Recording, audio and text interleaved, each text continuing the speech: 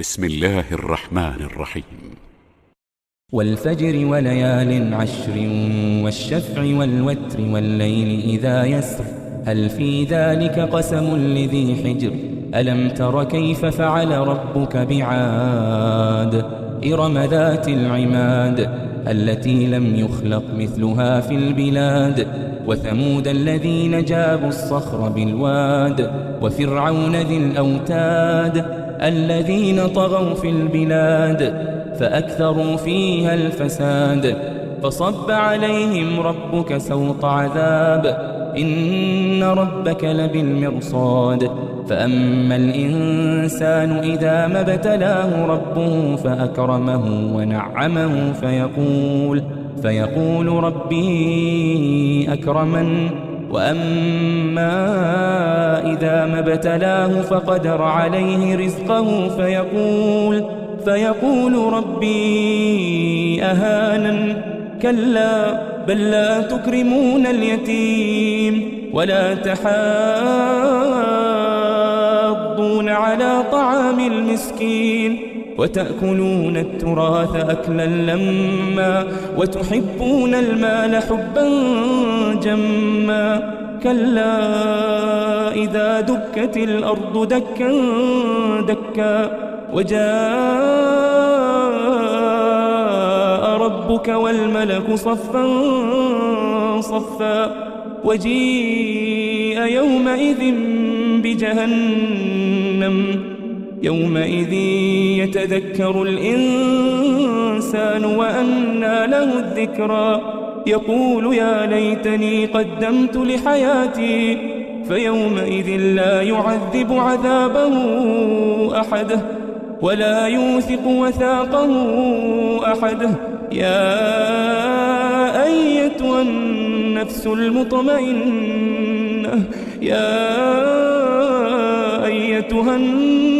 المطمئنة ارجعي إلى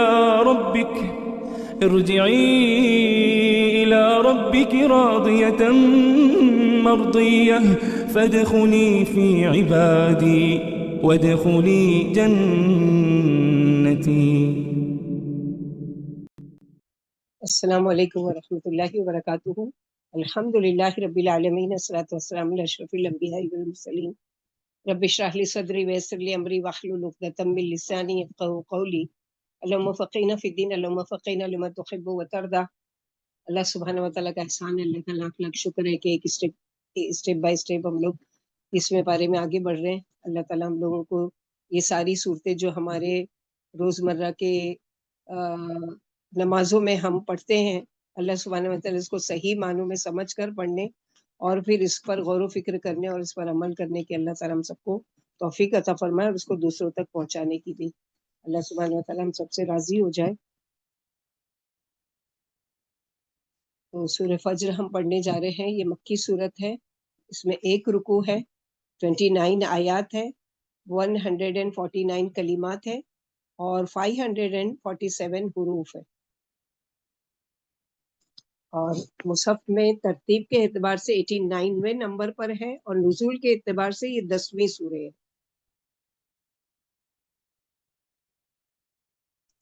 اور 30 آیتوں پر مشتمل ہے. جیسے ہم لوگ اس سے پہلے بھی پڑھ چکے کہ ایک مرتبہ معاذ رضی اللہ تعالیٰ عنہ نماز میں قرات لمبی کر دی. ایک نمازی نے کیا کیا، نیت توڑ کر مسجد کے ایک گوشے میں نماز پڑھ کر چلا گیا. معاذ رضی اللہ عنہ بولے وہ منافق ہے، یعنی ان کو بڑا غصہ آیا کہ بیچ میں نماز چھوڑ کر اور چلا گیا نماز اپنی اکیلے ہی پوری کر کے. تو معاذ رضی اللہ عنہ نے کہا کہ یہ منافق ہے. اس نے آپ صلی اللہ علیہ وسلم سے اس کی شکایت کر دی کہ معاذ رضی اللہ عنہ مجھے منافق کہہ رہے ہیں. میں تو ان کے پیچھے نماز پڑھنے کے لیے آیا تھا، مگر لمبی قرات کی وجہ سے مجھے الگ نماز پڑھنی پڑی اور اونٹنی کو فارغ ہو کر چارہ ڈالا. فرمایا معاذ کیا تم لوگوں کو فتنے میں ڈالو گے؟ تم نے اعلیٰ، شمس، فجر اور لیل کیوں نہیں پڑھی؟ تو اس میں جو بتایا گیا تو ہم لوگوں کے لیے بھی سبق کیا ہے کہ یہ صورتیں ہم لوگوں کو کیا کرنا چاہیے، عشاء کی نماز میں پڑھنا چاہیے، جیسے ہم لوگوں نے سورہ مرسلات میں دیکھا تھا. اور پھر اسی طرح سورہ انفطار، انشقاق، یہ سب میں پڑھا تھا کہ مغرب اور عشاء میں. تو اس کو بھی، ان صورتوں کو بھی بلد ہے اور یہ ہے لیل ہے، اعلیٰ ہے، بلد نہیں ہے، اعلیٰ شمس، فجر اور لیل، یہ کیوں نہیں پڑھائی؟ یعنی آپ صلی اللہ علیہ وسلم نے معاذ رضی اللہ عنہ کہا کہ لوگوں کو مشکل میں مت ڈالو نا، یعنی لمبی قرات نہیں. تو آپ صلی اللہ علیہ وسلم عبادات میں بھی کیا کر رہے ہیں؟ لوگوں کی یعنی سہولت کا خیال، آسانی کا خیال. جیسے کہ آپ صلی اللہ علیہ وسلم نے فرمایا کہ جب میں قرات لمبی کر دیتا ہوں اور مجھے پیچھے سے کسی بچے کے رونے کی آواز آتی ہے تو میں اس کی ماں کو اذیت نہیں ہو اس لیے قرات کو کیا کرتا ہوں؟ مختصر کر دیتا ہوں. تو آپ صلی اللہ علیہ وسلم کس قدر اپنا ہی نہیں سب کا خیال رکھا کرتے تھے، اپنے سے زیادہ لوگوں کا. تو یہاں پر کچھ چیزیں ہیں جس کی اللہ سبحانہ و تعالیٰ قسم کھا رہے ہیں. سب سے پہلی جو قسم ہے وہ کیا ہے؟ والفجر، قسم ہے فجر کی. اور فجر کے لیے فجر کہا جاتا ہے صبح کی وہ روشنی جو مشرقی افق میں نظر آتی ہے. طلوع شمس سے پہلے اس روشنی کے نظر آنے اور سورج نکلنے کے درمیان تقریباً 1.5 گھنٹے کا وقت ہوتا ہے. کبھی کم بھی ہو سکتا ہے، کبھی زیادہ بھی ہو جاتا ہے، مختلف موسم اور مختلف علاقوں کی وجہ سے اس میں فرق ہوتا ہے. فجر صبح صادق اور فجر سچی صبح. صبح صادق یعنی کس کو کہتے ہیں؟ سچی صبح. سچی صبح یہ چوڑائی کے رخ میں شمال سے جنوب کی طرف پھیلتی ہے اور یہ روشنی بڑھتی چلی جاتی ہے. پھر ایک ہوتا ہے فجر کاذب. فجر کاذب کیا ہوتا ہے؟ یہ طول میں ہوتی ہے، یعنی لمبائی میں نکلتی ہے، مستطیل ہوتی ہے، ایک روشنی سے نظر آتی ہے مگر اس کے بعد مزید روشنی نہیں آتی بلکہ پھر سے اندھیرا چھا جاتا ہے. جیسے ہم صبح صادق کہتے ہیں. اور اب تو گھڑی سے وقت، یعنی پہلے یہ اس چیزوں کو غور و فکر کیا جاتا تھا آسمان کی طرف دیکھ کر کہ کب روشنی پھوٹی اور کب طلوع ہوا اور کب غروب ہوا، یہ ساری چیزیں. لیکن اب تو الحمدللہ یہ گھڑی سے وقت معلوم کر لیتے ہیں. مگر پہلے کے لوگ اس افق پر آنے والی روشنی کے مطابق فجر کی نماز یا روزہ اسی سے شروع کرتے تھے. اسی طرح لیلۃ القدر بھی طلوع فجر تک باقی رہتی ہے. تو فجر کا وقت جو ہے یہ بہت اہم وقت ہے، اسی وجہ سے اس کی قسم کھائی گئی ہے. فجر سے مراد اس وقت کی قسم اور فجر سے مراد صلاۃ الفجر بھی ہے. اس میں نماز میں قرآن کا پڑھنا گواہی دے گا. سورہ اسراء میں جیسے ہم لوگ پڑھ چکے ہیں ان القرآن الفجر کان مشہودا، کیونکہ فرشتے اس وقت میں آتے ہیں اور جاتے ہیں اور اسی طرح دن کا آغاز گویا روز ایک نئی زندگی کا آغاز ہو رہا ہوتا ہے. اور اس کی صرف سنت کی اتنی اہمیت ہے کہ جیسے کہ نبی قال رسول اللہ صلی اللہ علیہ وسلم رکعت الفجر خیر من الدنیا وما فیہا، کہ فجر کی 2 رکعت سنت جو ہے دنیا اور مافیہ جو ہے اس سے بہتر ہے. تو سوچے کہ پھر فرض کی کتنی زیادہ اہمیت ہوگی. اور فجر کی اور سنت اور فرض کے بیچ میں آپ صلی اللہ علیہ وسلم تھوڑی سی دیر دائیں کروٹ لیٹ جایا کرتے تھے. تو اگر ہم بھی یہ عمل کرتے ہیں تو سنت پر عمل کا ثواب بھی ملے گا. اس وقت اللہ کی ساری مخلوق جاگ کر اپنے رزق کی تلاش میں نکلتی ہے اور ساتھ ہی اللہ کی حمد و ثنا کرتے ہوئے، جیسے پرندے ہیں، مرغ ہیں. تو اے انسان تم بھی ان وقتوں کی قدر کرو. اور کہتے ہیں صلاۃ الفجر کی اہمیت کے بارے میں اللہ کے نبی صلی اللہ علیہ وسلم نے ہم لوگوں کو کیا رہنمائی کی ہے کہ اللہ کے نبی صلی اللہ علیہ وسلم نے جس طرح ہم لوگوں کو بتایا، جیسے ہم لوگوں نے پڑھا کہ یہ فجر کی سنت حضرت عائشہ سے روایت ہے رسول اللہ صلی اللہ علیہ وسلم نوافل سنن میں سے کسی چیز پر اتنی محافظت اور مداومت نہیں کرتے تھے جس قدر فجر کی 2 سنتوں پر. یعنی آپ صلی اللہ علیہ وسلم اگر یہ باقی کی نمازیں سفر میں ہوتے تھے تو قصر کر لیا کرتے تھے، لیکن فجر کی سنت کبھی بھی نہیں چھوڑتے تھے. یعنی ہمیشہ اسے کے ساتھ وہ ضرور پڑھتے تھے، چاہے کہ آپ صلی اللہ علیہ وسلم سفر میں ہو یا سفر میں نہیں ہو. رسول اللہ صلی اللہ علیہ وسلم جب فجر کی 2 سنتیں پڑھ لیتے تو دائیں پہلو پر تھوڑی دیر لیٹ جایا کرتے تھے. فجر کی سنتوں فرضوں کے بعد پڑھ سکتے، یعنی کبھی اگر ایسا ہو ان کیس کہ ٹائم ہو گیا ہے، اگر آپ ایسے وقت مسجد میں پہنچے کہ جماعت کھڑی ہو گئی ہے، یہ مردوں کے لیے ہے، اور آپ نے سنتیں نہیں پڑھی ہوں تو اس وقت سنتیں مت پڑھیں، کیونکہ رسول اللہ صلی اللہ علیہ وسلم نے فرمایا جب نماز کی اقامت تکبیر ہو جائے تو فرض نماز کے علاوہ کوئی نماز نہیں ہوتی. یعنی تکبیر کہہ دی گئی فرض نماز کے لیے. تو اب ایک انسان سوچے گا جلدی سے میں جاؤں اپنا الگ سنت پڑھ لوں اور پھر جماعت میں شامل ہوں, تو ایسا نہیں کرنا چاہیے. ایسی صورت میں آپ جماعت میں شامل ہو جائیں اور فرض پڑھ کر سنتیں پڑھ لیں. چنانچہ رسول اللہ صلی اللہ علیہ وسلم نے ایک شخص کو صبح کی فرض نماز کے بعد 2 رکعتیں پڑھتے ہوئے دیکھ کر فرمایا, صبح کی فرض نماز 2 رکعتیں ہی ہیں, تم نے مزید 2 رکعتیں کیوں پڑھی یا کیسی پڑھی؟ اس شخص نے جواب دیا, میں نے 2 رکعتیں سنت جو فرضوں سے پہلے ہیں نہیں پڑھی تھی, ان کو اب پڑھا ہے. یہ سن کر رسول اللہ صلی اللہ علیہ وسلم خاموش ہو گئے. یہ خاموش ہونا کیا ہے؟ آپ کی رضامندی کی دلیل ہے. اور اس حدیث کو جو اس طرح کی ہوتی ہے اس کو تقریری حدیث کہتے ہیں. ایک شخص مسجد میں آیا, رسول اللہ صلی اللہ علیہ وسلم صبح کے فرض پڑھا رہے تھے.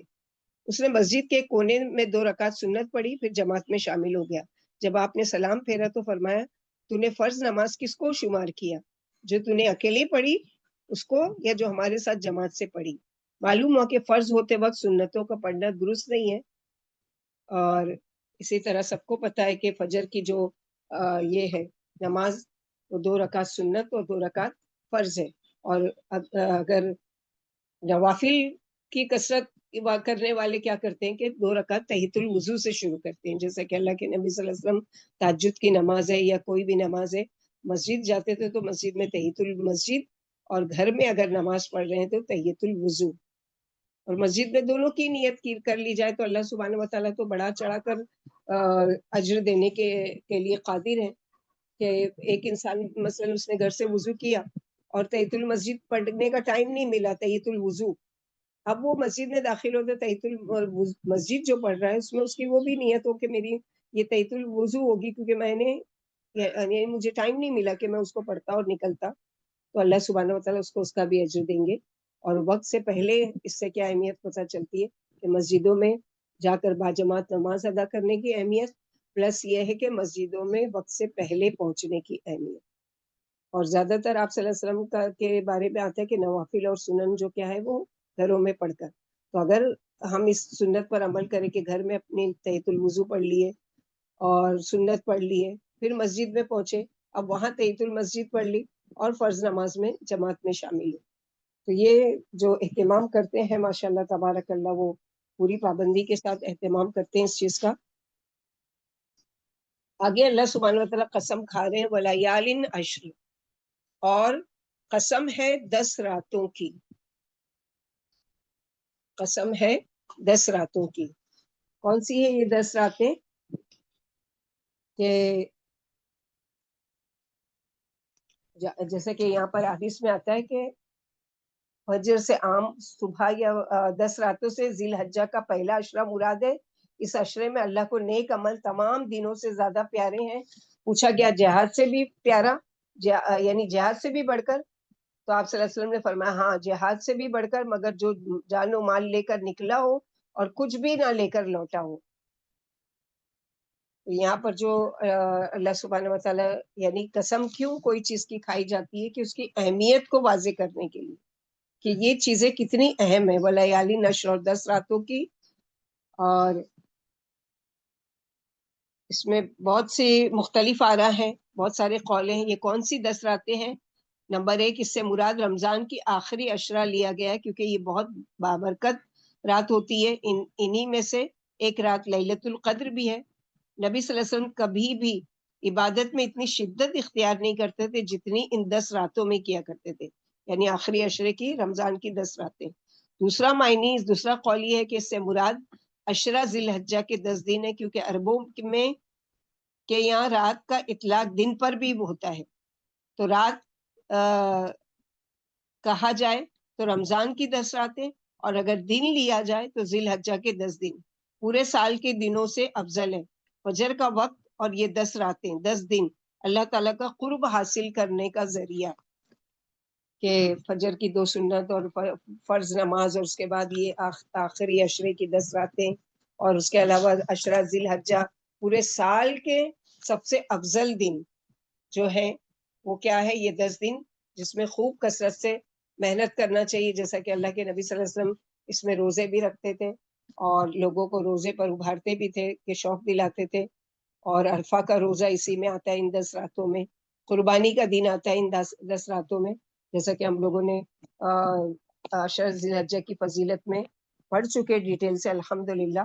تو اللہ سبحانہ وتعالیٰ ان دنوں کی بھی قسم کھا رہے ہیں، تو اس وجہ سے اس کی اہمیت کتنی ہے اللہ کی نظر میں.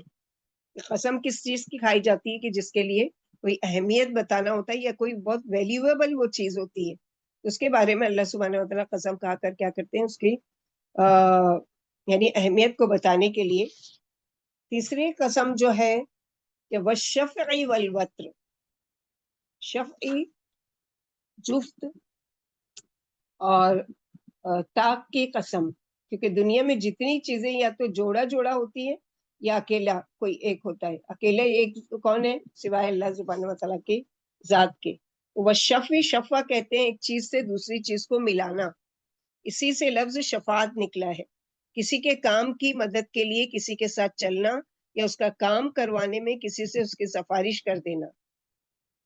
تو شفع ایون اور جفت یعنی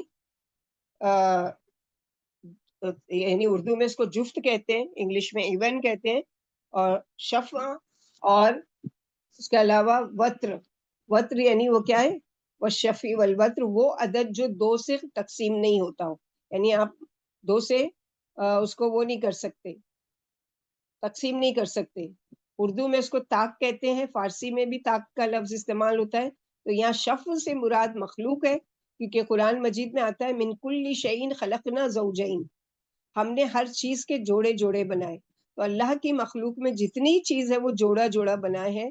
مذکر مؤنث ہو سکتا ہے، اپوزٹ ہو سکتے ہیں جیسے رات اور دن ہے، یا ایک جیسی دو چیزیں ہو سکتی ہیں. اور جیسے ٹوینس بچے ہوتے ہیں کہ ایک جیسے ہی ہوتے ہیں، یا تو لڑکی لڑکا ہوتے ہیں یا لڑکی لڑکی ہوتی ہے، لڑکا لڑکا ہوتے ہیں. تو وہ اس طرح جوڑے جوڑے. اور وطر سے مراد اللہ سبحانہ وتعالیٰ جو خالق ہے، اکیلے ہیں. حدیث میں آتا ہے ان اللہ وطر یحب الوطر، بے شک اللہ وطر ہے اور ایک یعنی اور کو غیر پسند کرتے ہیں. اگر دن لیے جائیں تو کبھی دن 30 دن کا ہوتا ہے یعنی جفت ہو جاتا ہے، شف ہو جاتا ہے اور ایون ہو جاتا ہے. اور اگر 29 کا مہینہ ہے تو وطر ہو جاتا ہے. اسی طرح نمازوں کو دیکھیں تو تمام رکعتیں ایون ہے، 2 ہے یا 4 ہے، مگر مغرب کی نماز اور وطر کی نماز یعنی کیا ہے، اس میں ہے 3 ہے. اسی طرح وطر کی نماز، اس کا طریقہ اور یہ ساری چیزیں ہم لوگوں کو معلوم ہونا چاہیے کہ بہت سارے لوگ کنفیوز ہوتے ہیں وطر کی نماز اچھا کب پڑھیں، کیسے پڑھیں، کیا پڑھیں. تو سب سے پہلی چیز یہ کہ حضرت عائشہ رضی اللہ عنہ سے روایت رسول اللہ صلی اللہ علیہ وسلم پہلی رکعت وطر میں سبح اسم ربک الاعلی، دوسری میں قل یا ایھا الکافرون اور تیسری میں قل هو اللہ احد پڑھا کرتے تھے. نبی صلی اللہ علیہ وسلم نے فرمایا ایک رات میں 2 بار وطر پڑھنا جائز نہیں ہے. یعنی 2 بار وطر پڑھنا جائز نہیں کا معنی کیا ہے، یعنی اگر آپ نے مثلا عشاء کی نماز کے ساتھ آپ نے وطر کی نماز پڑھ لی اور اللہ تعالیٰ نے توفیق دی کہ آپ اٹھ رہے ہو کس کے لیے، تہجد کے لیے. اب آپ چونکہ پڑھ چکے ہیں، اب صرف آپ تہجد پڑھو گے، وطر نہیں پڑھو گے. لیکن آپ نے اس نیت سے کہ آپ کا ارادہ ہے اور آپ نے اپنی عادت بنا لی کہ ٹائم بھی سیٹ کیا ہوا ہے کہ میں اتنے بجے اٹھوں گی، فجر سے 1 گھنٹہ پہلے، آدھا گھنٹہ پہلے، اور میں انشاءاللہ تہجد بھی پڑھوں گی. تو اس کے لیے کیا ہے کہ وہ بہتر ہے، یہ حکم استحباب ہے یعنی پسندیدہ ہے، یعنی تہجد گزارنے کے لیے بہتر ہے کہ وہ وطر تہجد کی نماز کے بعد آخر میں پڑھے. تاہم عشاء کے وقت بھی پڑھ لے گا تو جائز ہے، اور اس کے بعد تہجد کے وقت تہجد کی نماز پڑھنا بھی صحیح ہے، لیکن اسے بطور عادت اختیار کرنا صحیح نہیں ہے. کبھی ایسا کر لے اور کبھی ایسا کر لے، دونوں جائز ہے. عربی میں وطر کے 2 معنی ہیں، ایک اور طاق یعنی 1 اور آڈ. اسلام نے بہت سے دیگر امور کی طرح رکعت نماز کی تعداد میں بھی اسے پسند کیا ہے. چنانچہ مغرب کے سوا دن رات کی تمام فرض نمازیں 2 ہیں یا 4 رکعت پر مشتمل ہے، یعنی ان تمام نمازوں کی رکعت جفت ہے. لیکن مغرب کی 3 رکعت مقرر کر کے اسلام نے تمام فرض نمازوں کی رکعت کو طاق بنا دیا.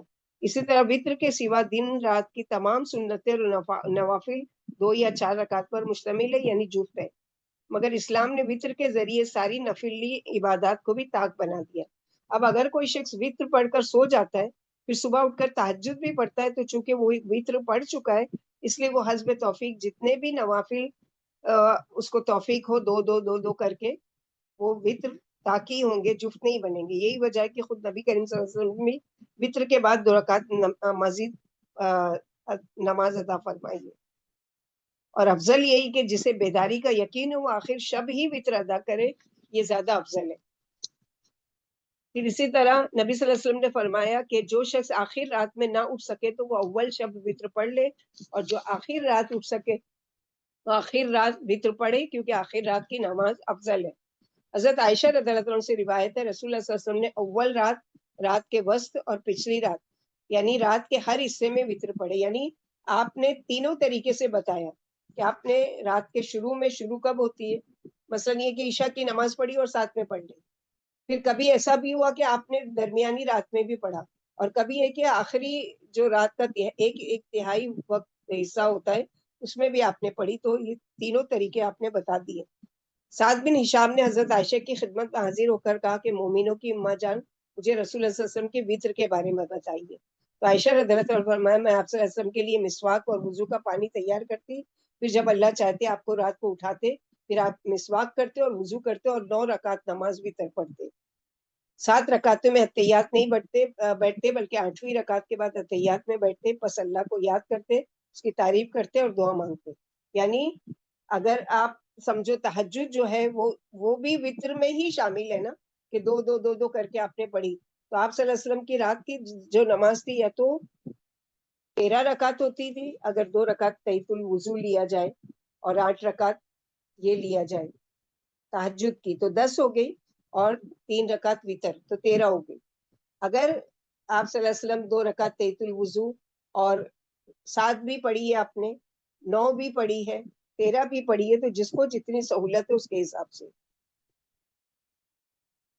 हजरत उबई बिन काब से रिवायत है, रसूलुल्लाह सल्लल्लाहु अलैहि वसल्लम वित्रों से सलाम फेर कर 3 बार ये जरूर पढ़ा करते थे, सुबहान अल मलिकिल कुद्दूस, सुबहान अल मलिकिल कुद्दूस, सुबहान अल मलिकिल कुद्दूस। यानी आखिरी वक्त क्या करते थे, थोड़ा लंबा कर लेते थे। नबी सल्लल्लाहु अलैहि वसल्लम ने फरमाया, अगर कोई शख्स वित्र पढ़े बगैर सो जाए या वित्र पढ़ना भूल जाए तो उसे जब याद आए वो वित्र पढ़ ले। नबी सल्लल्लाहु अलैहि वसल्लम ने फरमाया, जो शख्स रात का वजीफा या कोई दूसरा मामूल छोड़कर सो गया, फिर उसे नमाज फजर से जोहर के दरमियान अदा कर लिया, तो उसे रात ही के वक्त अदा करने का सवाब मिलेगा। इससे क्या पता चलता है कि हमको जो हमारे अस्कार हैं या हमारी वित्र की नमाज है या जो भी है, इनकेस अगर छूट गई है तो उसको पढ़ना चाहिए। किस तरह से? नबी सल्लल्लाहु अलैहि वसल्लम ने फरमाया, अल्लाह ताला के यहाँ महबूब तरीन अमल वो है जो हमेशा किया जाए, ख्वाह थोड़ा ही। फ़इन्न खैरल अमली अदवमुहु व इन क़ल्ला। नबी सल्लल्लाहु अलैहि वसल्लम ने हजरत अब्दुल्ला बिन अम्र बिन आस को फरमाया, अब्दुल्ला, तो फुला शख्स की तरह ना हो जाना जो रात का क़याम करता था फिर उसने रात का क़याम छोड़ दिया।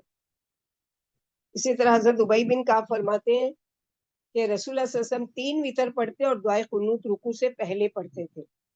हजरत अब्दुल्ला बिन मसूद और साहबे किराम कुनूत वित्र रुकू से पहले पढ़ते थे। वित्र में रुकू के बाद कुनूत की तमाम रिवायत ज़ईफ है, और जो रिवायत सही है उनमें सराहत नहीं है। यानी ज्यादातर सुन्नत का तरीका क्या है कि वित्र की नमाज में जो कुनूत, दुआए कुनूत पढ़ी जाती है, वो क्या कब पढ़ी जाएगी? तीसरी रकात में। जैसे मसलन हम लोगों ने अलहम्दु पढ़ा, कुल हुवल्लाहु अहद पढ़ा, अब उसके बाद ही क्या है, कंटिन्यू वो उसको पढ़ के फिर रुकू करेंगे। रसूलुल्लाह सल्लल्लाहु अलैहि वसल्लम ने मस्जिद के अंदर 2 सुतूनों के दरमियान लटकी हुई रस्सी देखी, तो पूछा ये क्या है? लोगों ने कहा ये हजरत ज़ैनब की रस्सी है, वो रात को नफिल नमाज पढ़ती रहती है, फिर जब सुस्त हो जाती है या थक जाती है फिर इसी रस्सी को पकड़ लेती है। आप सल्लल्लाहु अलैहि वसल्लम ने फरमाया, इसको खोल डालो, हर शख्स अपनी खुशी के मुआफिक नमाज पढ़े, फिर जब सुस्त हो जाए या थक जाए तो आराम करे। नबी सल्लल्लाहु अलैहि वसल्लम ने फरमाया, इतना अमल इख्तियार करो जिस कदर तुम्हारे अंदर ताकत हो। अल्लाह की कसम, अल्लाह सवाब देने से नहीं थकते, लेकिन तुम अमल करने से थक जाओगे। हजरत हसन बिन अली से रिवायत है कि रसूलुल्लाह सल्लल्लाहु अलैहि वसल्लम ने मुझे कुछ कलिमात सिखाए ताकि मैं उनको कुनूत वित्र में कहूँ। तो दुआ सबको याद होगी अल्हम्दुलिल्लाह, कि अल्लाहुम्मा हदीनी फीमन हदैत व आफिनी फीमन आफैत व तवल्लनी फीमन तवल्लैत व बारिक ली फीमा अतैत व क़िनी शर्र मा क़दैत इन्नका तक़दी व ला युक़दा अलैक व इन्नहु ला यदिल्लु मन वालैत व ला यअज़्ज़ु मन आदैत तबारक रब्बना व तआला। और दुआए कुनूत में हाथ उठाने के बारे में कोई मरफूअन हदीस मौजूद नहीं है, इसलिए हाथ उठाकर या हाथ उठाए बगैर दोनों तरीकों से कुनूत की वितर की दुआ पढ़ना सही है। यानी दोनों ही कर सकते हैं, हाथ उठाकर भी पढ़ सकते हैं اور ہاتھ اٹھائے بغیر بھی پڑھ سکتے ہیں. اور ابی بن کعب سے ثابت ہے کہ وہ حضرت عمر کے دور میں رمضان میں قیام اللیل کرتے اور قنوت میں نبی صلی اللہ علیہ وسلم پر درود بھیجتے. اسی طرح حضرت معاذ انصاری سے ثابت ہے، لہٰذا صلی اللہ علیہ النبی پڑھنا جائز ہے. یعنی جب یہ قنوت کی دعا ہم پڑھ لی ہے، اب اس کے بعد آخر میں کیا کریں گے؟ صلی اللہ علیہ النبی، یعنی اللہ کے نبی صلی اللہ علیہ وسلم پر درود، کیونکہ یہ دعاؤں کی قبولیت کے ایک وہ ہے نا. مثلا پسندیدہ عمل اللہ کے نبی صلی اللہ علیہ وسلم نے خود اس کے بارے میں رغبت دلائی ہے کہ جب بھی تم دعا کرو تو اللہ تعالیٰ کے بہترین ناموں کو وسیلہ بناؤ اور مجھ پر درود بھیجو، تو یقیناً تمہاری دعائیں کیا ہوتی ہے؟ قبول ہوتی ہے. یہ تھی والشفع والوتر واللیل اذا یسر، اور رات کی قسم جب وہ چلنے لگے، کیونکہ چل کر کیا ہوتی ہے؟ پہنچ جاتی ہے چلتے چلتے فجر تک، جہاں سے دن کا آغاز ہو رہا ہوتا ہے. تو یہاں پر اللہ سبحانہ وتعالیٰ اس وقت کی وہ بتا رہے ہیں کہ وہ رات کی بھی قسم جو رخصت ہو، یعنی رات کی قسم جب وہ جا رہی ہو، کیونکہ فجر رات کے جانے کو کہتے ہیں. یہاں مزدلفہ کی رات مراد ہے اور اس سے تمام راتیں مراد ہیں. تو یہاں پر جو بتایا گیا واللیل اذا یسر، اور رات کی قسم جب وہ چل پڑے، یعنی دن کا آغاز ہوتا ہے، اس کے بعد رات آتی ہے اور پھر وہ چل کر رخصت ہونے لگتی ہے، تو پھر دن نکل آتا ہے. اور ہر روز یہ یعنی معاملہ ہو رہا ہوتا ہے آسمانوں میں، جیسے کہ ہم لوگوں نے سورہ تکویر میں پڑھا تھا، والصبح اصلی، یعنی نمودار ہوئی، تو رات رخصت ہو گئی. رات کا ابتدائی حصہ مغرب سے شروع ہوتا ہے، پھر عشاء، پھر تہجد کا وقت. تو یہاں 5 چیزوں کی قسم کھائی گئی ہے، اور فجر کی، 10 راتوں کی، جفت کی، اور طاق کی، اور رات کی. تو ان سب کی قسم کھا کر ان کی اہمیت بتانے کے لیے یہ سب اللہ کے قرب حاصل کرنے کا ذریعہ ہے. یعنی جن جن چیزوں کی قسم کھائی گئی ہے، اس کے اوپر اگر تم عمل کرتے ہو تو یہ ساری چیزیں کیا ہے؟ تم اللہ کا قرب حاصل کرنے کا تمہارے لیے یہ چیزیں ذریعہ بنتی ہے. اور قسم کھانے کے بعد کیا ہے کہ اس چیز کی اہمیت کے اب اللہ سبحانہ و تعالیٰ اس کے بعد کہنا کیا چاہ رہے ہیں، کس چیز کی طرف تمہاری توجہ کرانا چاہ رہے ہیں کہ حل فی ذالک قسم لی ہجر، کیا اس میں کسی عقل والوں کے لیے کوئی نشانی ہے، کوئی بات ہے؟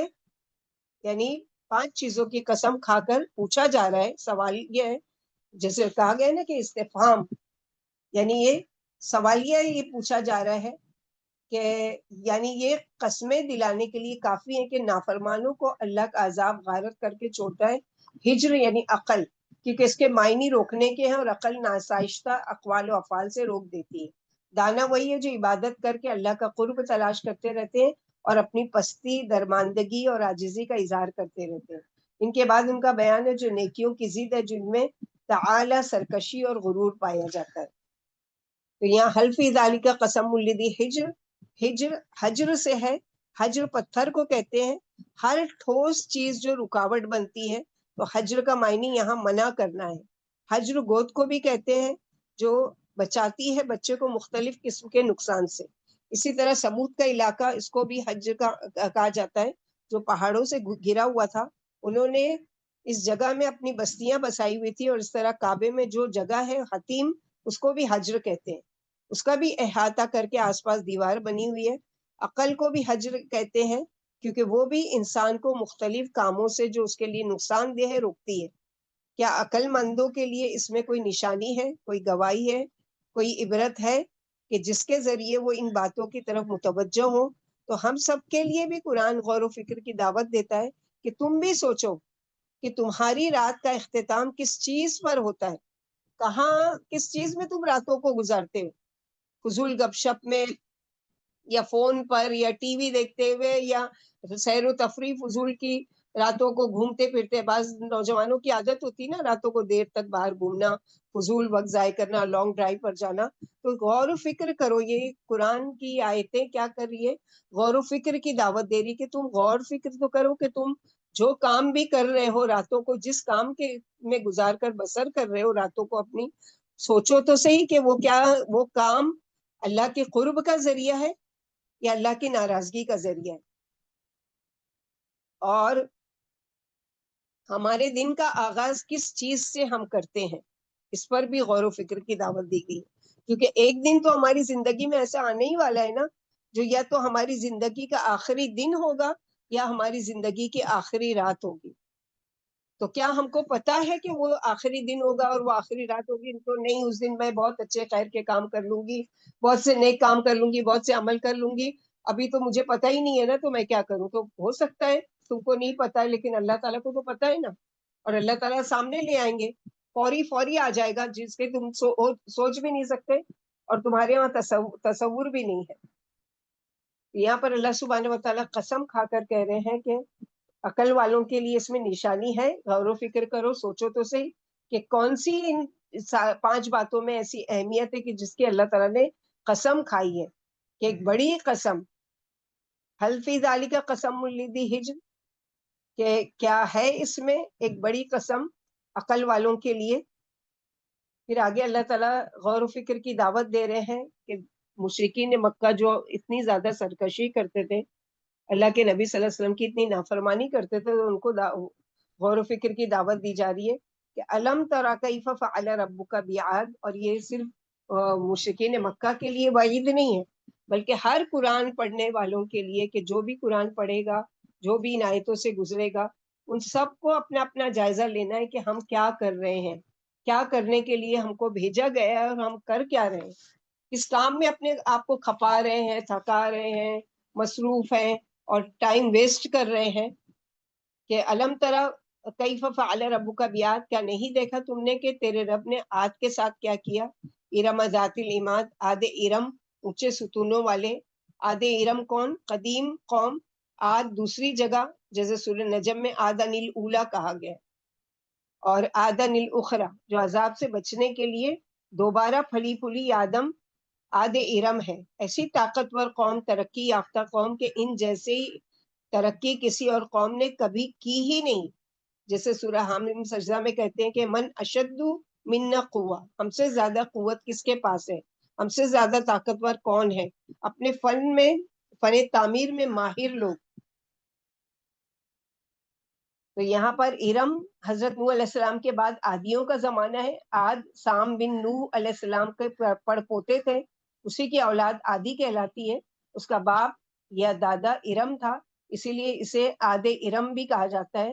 ان کے نبی حضرت ہود علیہ السلام تھے، جن کی انہوں نے سخت مخالفت کی، آخر اللہ کا عذاب آیا اور انہیں 1 ہفتے کی متواتر ہولناک ہواؤں نے ہلاک کر دیا، بس مومن بچ گئے۔ یہ عاد کی وضاحت ہے، یعنی عاد بن ارم کا قبیلہ جو ستونوں والے تھے، چونکہ یہ بلند و مضبوط ستونوں والے گھروں میں رہتے تھے، یا خانہ بدوش تھے، یا لمبے لمبے قد اور بھاری ڈھیل ڈول کے تھے، اس لیے انہیں ذات العماد کہا گیا، یعنی ستونوں والے، یعنی جیسے ستون لمبے لمبے بناتے تھے ویسے ان کی ہائٹس بھی لمبی چوڑی ہوتی تھی۔ حضرت ہود علیہ السلام نے اللہ کی یہی نعمتیں یاد دلا کر انہیں شوق دلایا کہ اپنی طاقتیں اللہ کی اطاعت میں صرف کرو، جیسے کہ سورہ اعراف آیت نمبر 69 میں اللہ تعالیٰ فرماتے ہیں وَاذْكُرُوا نعمتِ، یعنی یاد کرو اللہ نے تمہیں قوم نوح کے بعد آباد کیا اور ڈیڑھ میں بھی پھیلا دیا۔ سورہ فصلت آیت نمبر 15 میں پڑھ چکے فَأَمَّا عَادٌ فَاسْتَكْبَرُوا، لیکن عادیوں نے دنیا میں ناحق غرور کیا اور بولے بھلا ہم سے زیادہ کون قوی ہوگا۔ کیا انہیں معلوم نہیں کہ اللہ جس نے انہیں پیدا کیا ہے ان سے زیادہ زور آور ہے، ان سے زیادہ طاقتور ہے؟ یہاں فرمایا کہ وہ ایسا طاقتور، سخت اور قداور قبیلہ تھا جس کے مقابلے میں کوئی دوسرا قبیلہ نہیں آیا۔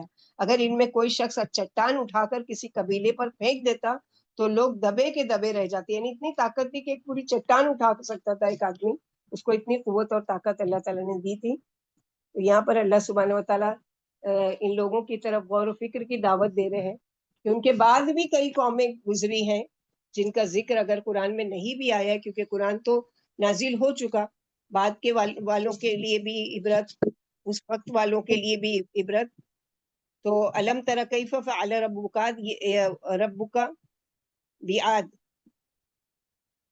یہ دیکھنا کیسا ہے علم تری، یعنی آنکھوں سے نہیں بلکہ علم کے ذریعے دیکھنا، کیونکہ نبی صلی اللہ علیہ وسلم سے خطاب ہے، جبکہ آپ صلی اللہ علیہ وسلم سے ہزاروں سال پہلے یہ قومیں گزر چکی تھی، تو آپ نے تو نہیں دیکھا نا آنکھوں سے، تو کس طرح سے دیکھنا کہ علم، آپ کو علم ہے اس چیز کا، آپ کو پتا ہے کہ کیسے تھے وہ لوگ، تو آپ کو کیسے دیکھتے؟ ہر قرآن پڑھنے والے کو اس علم کے ذریعے جاننے کے لیے خطاب کیا جا رہا ہے عربوں کا بچہ بچہ جانتا تھا کہ عاد کی کہانیاں، کہ کتنے مضبوط لوگ تھے، اتنے ترقی یافتہ قوم تھی، لیکن کس طرح ان پر عذاب آیا کہ سب ختم ہو کر رہ گئے، یعنی کوئی بھی ان میں باقی نہیں بچا. کسی پر چیخ کا عذاب آیا، کسی پر پتھروں کی بارش برسائی گئی ان کی سرکشی کی وجہ سے.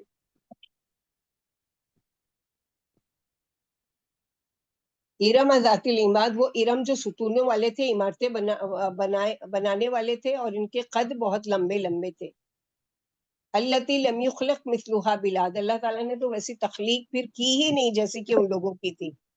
وثمود الذی جابوا الصخر بالواد، قوم سمود، صالح علیہ السلام کی قوم جن کو ہجر والے بھی کہا جاتا ہے. جابا یجوبو، قطع کرنا، کاٹنا، سوراخ کرنا، پھر اسے چھیل کر درست کرنا، بھاری کام. یعنی جابا پھر پتھروں کو کاٹ کر اس میں نقش و نگار بنانا نحت کہلاتا ہے. یعنی جو پتھروں کو کاٹ کر تراش کر اس میں وہ بناتے ہیں، اس کو کیا کہتے ہیں؟ نحت. نحت جیسے ہم لوگ پڑھ چکے، وطن ہتون من الجبال بیوتا. اور صخر کہتے ہیں چٹان کو، چھوٹا سا بلند پہاڑ، سخت پتھر وادی میں. وادی کو شعب بھی کہتے ہیں، شعب ابی طالب جیسے پڑھ چکے، جیسے شعب ابی طالب. وادی القریٰ بھی کہتے ہیں کہ ان کی بستیاں مدینے سے شمال کی طرف تبوک جاتے ہوئے، جہاں پر آپ صلی اللہ علیہ وسلم جاتے ہوئے وہاں رکے تھے، ان کی بستیوں کی طرف. وفرعون ذی الاوتاد، اور فرعون جو میخوں والا تھا. یعنی یہاں پر یہی بتایا گیا اس کے سمودیوں کا جو بیان ہے، اس کے ہم معنی وطن خیتون الجبال، جیسے ہم لوگوں نے پڑھا تو پہاڑوں میں آرام دہ اور فراغ گھر تلاش کرتے ہو. سمودی عرب تھے جو وادی القریٰ میں رہتے تھے. یعنی فرعون کی جنگی طاقت کافی تھی. ذات العماد کیوں کہا گیا اس کو ذی الاوتاد؟ کہ اس کی جنگی فوجوں کی جو قوت تھی بہت زیادہ تھی، اور فوجیوں کے گھوڑوں کے نال سونے کے ہوتے تھے. یعنی اتنی دولت اللہ تعالیٰ نے دی تھی. یا جس سے وہ ناراض ہوتا تھا اس کے ہاتھ پیروں میں کیا کرتا تھا؟ میخے ٹھکوا کر اوپر سے بھاری چٹان ڈلوا کر اس کی جان لیتا تھا.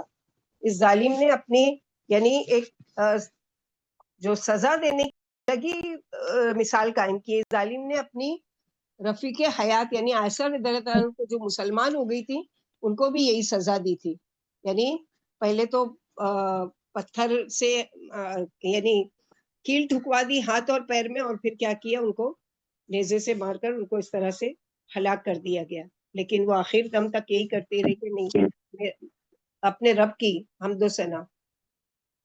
تو یہاں پر وہی بتایا جا رہا ہے کہ ارم ذات العماد وفرعون ذی الاوتاد الذین طغوا فی البلاد.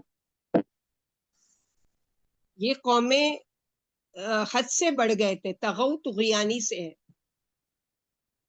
اور فرعون کی چونکہ بڑی بڑی فوجیں تھی، اور فوج کسی قوم کی قوت کی علامت ہوتی تھی، اس کو اپنی فوجوں پر بڑا ناز تھا. اور یہ کیا کرتا تھا؟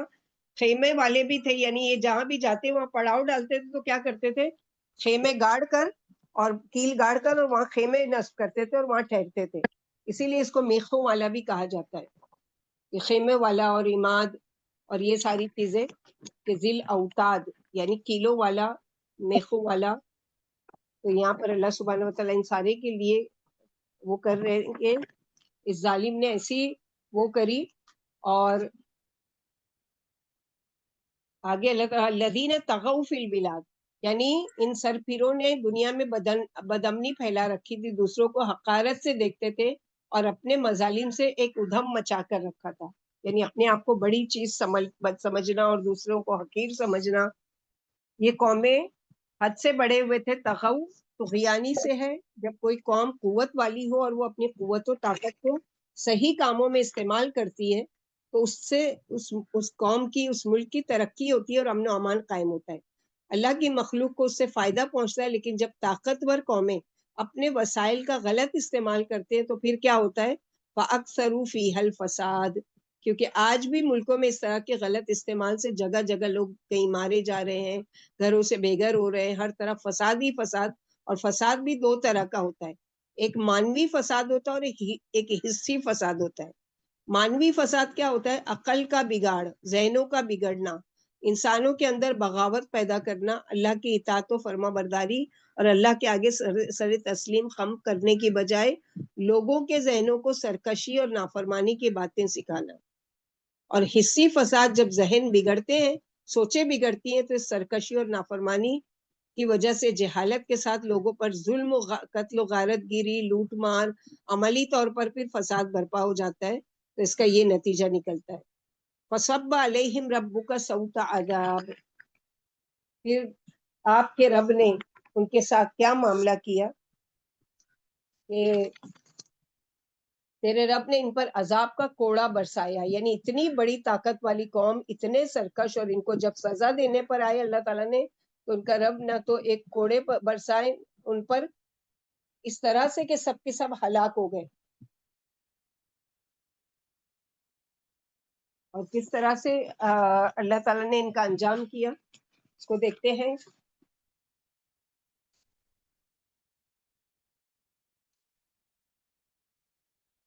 سب کہتے ہیں اوپر سے پانی کو انڈیلنا، زور سے شدت سے پانی برسانا. پیچھے ان سب قوموں پر کیسی شدید عذاب اللہ کا پڑ چکے ہیں. ہر قوم پر ان کے سرکشی کے مطابق عذاب دیے گئے. اشارہ اہل مکہ کی طرف کہ تم سے کہیں زیادہ طاقتور اور قوی قومیں جو تھی وہ ہلاک اور برباد ہو کر رہ گئیں. تو تم کیا چیز ہو کہ کس طرح سے اللہ تعالیٰ نے ان پر سبا، یعنی اوپر سے پانی اس طرح انڈیلا جیسے اس قوم نوح کہ نیچے سے بھی پانی اگل آیا، اوپر سے بھی آیا، اور اس طرح سے ہلاک کر دیا. ان ربک لبالمرصاد، رصادہ کا معنی ہوتا ہے چھپ کر بیٹھنا، حملہ کرنے کے لیے. اور مرصد کہتے ہیں گھات لگا کر بیٹھنے کی جگہ. یعنی اے اہل مکہ، تم اپنے رب کے سامنے ہو، تمہارا رب گھات میں ہے، کسی وقت بھی پہلے کی قوموں کی طرح تم پر بھی عذاب آ سکتا ہے. اسی لیے محمد صلی اللہ علیہ وسلم کے پیغام کو تم جھٹلاؤ نہیں، بلکہ ان کو مانو اور ان کے پیغامات کو بھی مانو. اگر تم ان کی طرح کے عذاب سے بچنا چاہتے ہو تو یہ ضرور کرو، کیونکہ اللہ سبحانہ و تعالیٰ تو کسی بھی سرکش کو کبھی چھوڑنے والے نہیں ہیں. ڈھیل تو دیتے ہیں کہ ڈھیل ملے، اور کیسی ڈھیل، یعنی جیسے شکاری چھپ کر شکار کی نقل و حرکت چھپ کر دیکھا کرتا ہے، اور جیسے ہی اس کو موقع پا کر کیا کرتا ہے، اس کا شکار کر لیتا ہے. اللہ بھی ظالموں کی نقل و حرکت کو خوب دیکھ رہے ہیں، ان کی نقل و حرکت سے خبردار ہیں، انہیں دیکھ رہے ہیں، ان کی باتیں بھی سن رہے ہیں. ان سے دم بھر کے لیے بھی اللہ غافل نہیں ہے کہ جب اس کی مقرر کی ہوئی گھڑی آ جائے گی تو پھر ہرگز مہلت نہیں دی جائے گی، اور ہر شخص کو عدل و انصاف سے اس کے عملوں کا پورا پورا بدلہ دیا جائے گا. تو ان ساری چیزوں کو بتا کر کہ تم اپنے آپ کو بڑی عزت والے سمجھتے ہو، اللہ سبحانہ و تعالیٰ کہ وہاں تم شکوہ کرتے ہو اگر تمہارے ساتھ کبھی ایسا ہو جائے کہ فَأَمَّا الْإِنسَانُ إِذَا مَا ابْتَلَاهُ رَبُّهُ فَأَكْرَمَهُ وَنَعَّمَهُ فَيَقُولُ رَبِّي أَكْرَمَنِ. اور پس انسان کا حال یہ کہ جب اس کا رب اس کو کسی آزمائش میں ڈالتے ہیں، پھر اس کو عزت بخشتے ہیں، تو انسان کہتا ہے کہ میرے رب نے مجھے عزت دی، میرے رب نے مجھے عزت والا بنایا. بل یعنی آزمانا، کھول دینا، ظاہر کرنا حقیقت سے. تو یہاں پر یہی بتایا گیا کہ انسان کی فطرت بتائی جا رہی ہے کہ دولت اللہ کی مہربانی کی نشانی نہیں ہے کہ اگر اللہ تعالیٰ نے اس کو بہت نوازا ہے. فرمایا جیسے سورہ مومنون آیت نمبر 55-56 میں، اَیَحْسَبُونَ، کیا لوگ کثرت مال و اولاد کو نیکی کی نشانی سمجھتے ہیں؟ کہ ان کی ناسمجھی ہے. اسی طرح تنگی بھی ناراضگی کی نشانی نہیں ہے بلکہ آزمائش ہے. اس لیے اللہ تعالیٰ نے کہا ہے کہ جیسے آگے فرمایا کلا، دونوں بات کی تردید کی جا رہی ہے. اللہ کی رضا اور ناراضگی اس کی اطاعت و نافرمانی پر موقوف ہے. اگر مالدار اللہ کی راہ میں مال صرف کرے تو اللہ اس سے راضی ہو جاتے ہیں، ورنہ اس سے ناراض ہو جاتے ہیں. اسی طرح اگر غریب تنگی پر صبر کرے تو اللہ اس پر راضی ہوں گے، ورنہ ناراض ہوں گے. معلوم ہوا کہ عزت و دولت کا دار و مدار اطاعت پر ہے. اطاعت ہی کا ایک شعبہ یتیموں اور محتاجوں کے حقوق کی نگرانی ہے. اگر مالدار ان کی نگرانی نہیں کرتا تو مال اسے اللہ سے دور کر دے گا، اور اگر غریب نگرانی کرتا ہے تو اللہ اس کو راضی کر لے گا. تو یہاں پر جو بتایا کہ وَأَمَّا الْإِنسَانُ إِذَا مَا ابْتَلَاهُ، اور یہ عام انسان کا حال ہے. زیادہ تر کہ اللہ مجھ سے بڑے راضی ہے اور میری بڑی شان ہے اور اس کو اپنا حق سمجھتا ہے، حالانکہ انسان کے لیے خیر اور شر دونوں ہی آزمائش ہے. لیکن نعمت کو آزمائش نہیں سمجھتا. وہ یہ نہیں کہتا کہ نعمت ملنے پر کہ میرے رب نے مجھے آزما لیا. جیسے سلیمان علیہ السلام نے کہا تھا کہ میرے رب نے مجھے آزمایا ہے نعمتیں دے کر کہ میں شکر گزار بندہ بنتا ہوں یا ناشکرا. لیکن ایک ناسمجھ انسان یا کافر انسان یا اللہ کو بھولا ہوا انسان، غافل انسان، دنیا کی محبت میں ڈوبا ہوا انسان، جب اس کو کوئی نعمتیں ملتی ہیں تو بڑا اتراتا ہے، بہت خوش ہو جاتا ہے، اور وہ یہ سمجھتا ہے کہ جو کچھ میں کر رہا ہوں سب ٹھیک ہے، میرا رب مجھ سے راضی ہے.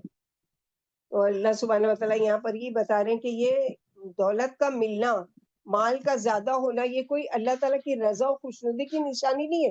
اگر رضا تو پھر اللہ تعالیٰ تو کیا کافروں سے بھی خوش ہے، راضی ہے کہ ان کو بے حساب دولت دے رکھی ہے؟ نہیں، یہ آزمائش ہے. مال کا ملنا بھی آزمائش ہے، اور مال کا لے لیا جانا، چھن جانا بھی آزمائش ہے. تو یہاں پر جو بتایا جا رہا ہے تو مشکلات آتی ہے کہ انسان کی اصلیت سامنے آتی ہے.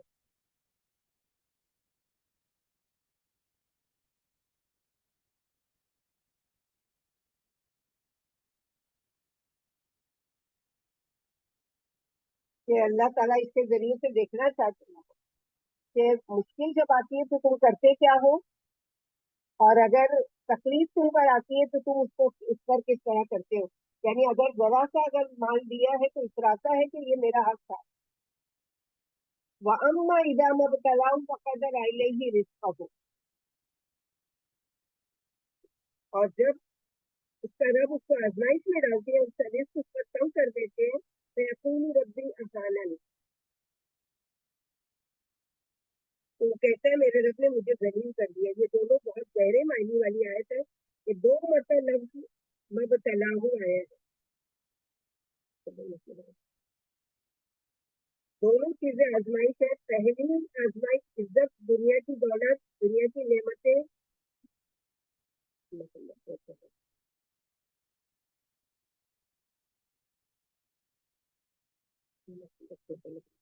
دنیا کی ہر چیز جو انسان کو اچھی ہو یہ بھی آزمائش ہے، مگر اس آزمائش کو پا کر انسان دراصل کرتا کیا ہے؟ کیا کہتا ہے میرے رب نے مجھے عزت دی، میرا اکرام کیا. وہ نہیں کہتا کہ اللہ نے مجھے آزمایا یہ نعمتیں دیتا. دوسرا طریقہ اللہ تعالیٰ کے آزمانے کا کیا ہے کہ اس انسان کا رزق جب تنگ کر دیا جاتا ہے پھر وہ یہ نہیں کہتا کہ یہ آزمائش ہے، پھر کیا کہتا ہے میرے رب نے مجھے ذلیل کر دیا. حالانکہ دونوں ہی آزمائشیں تھی. کیونکہ اگر ہم کو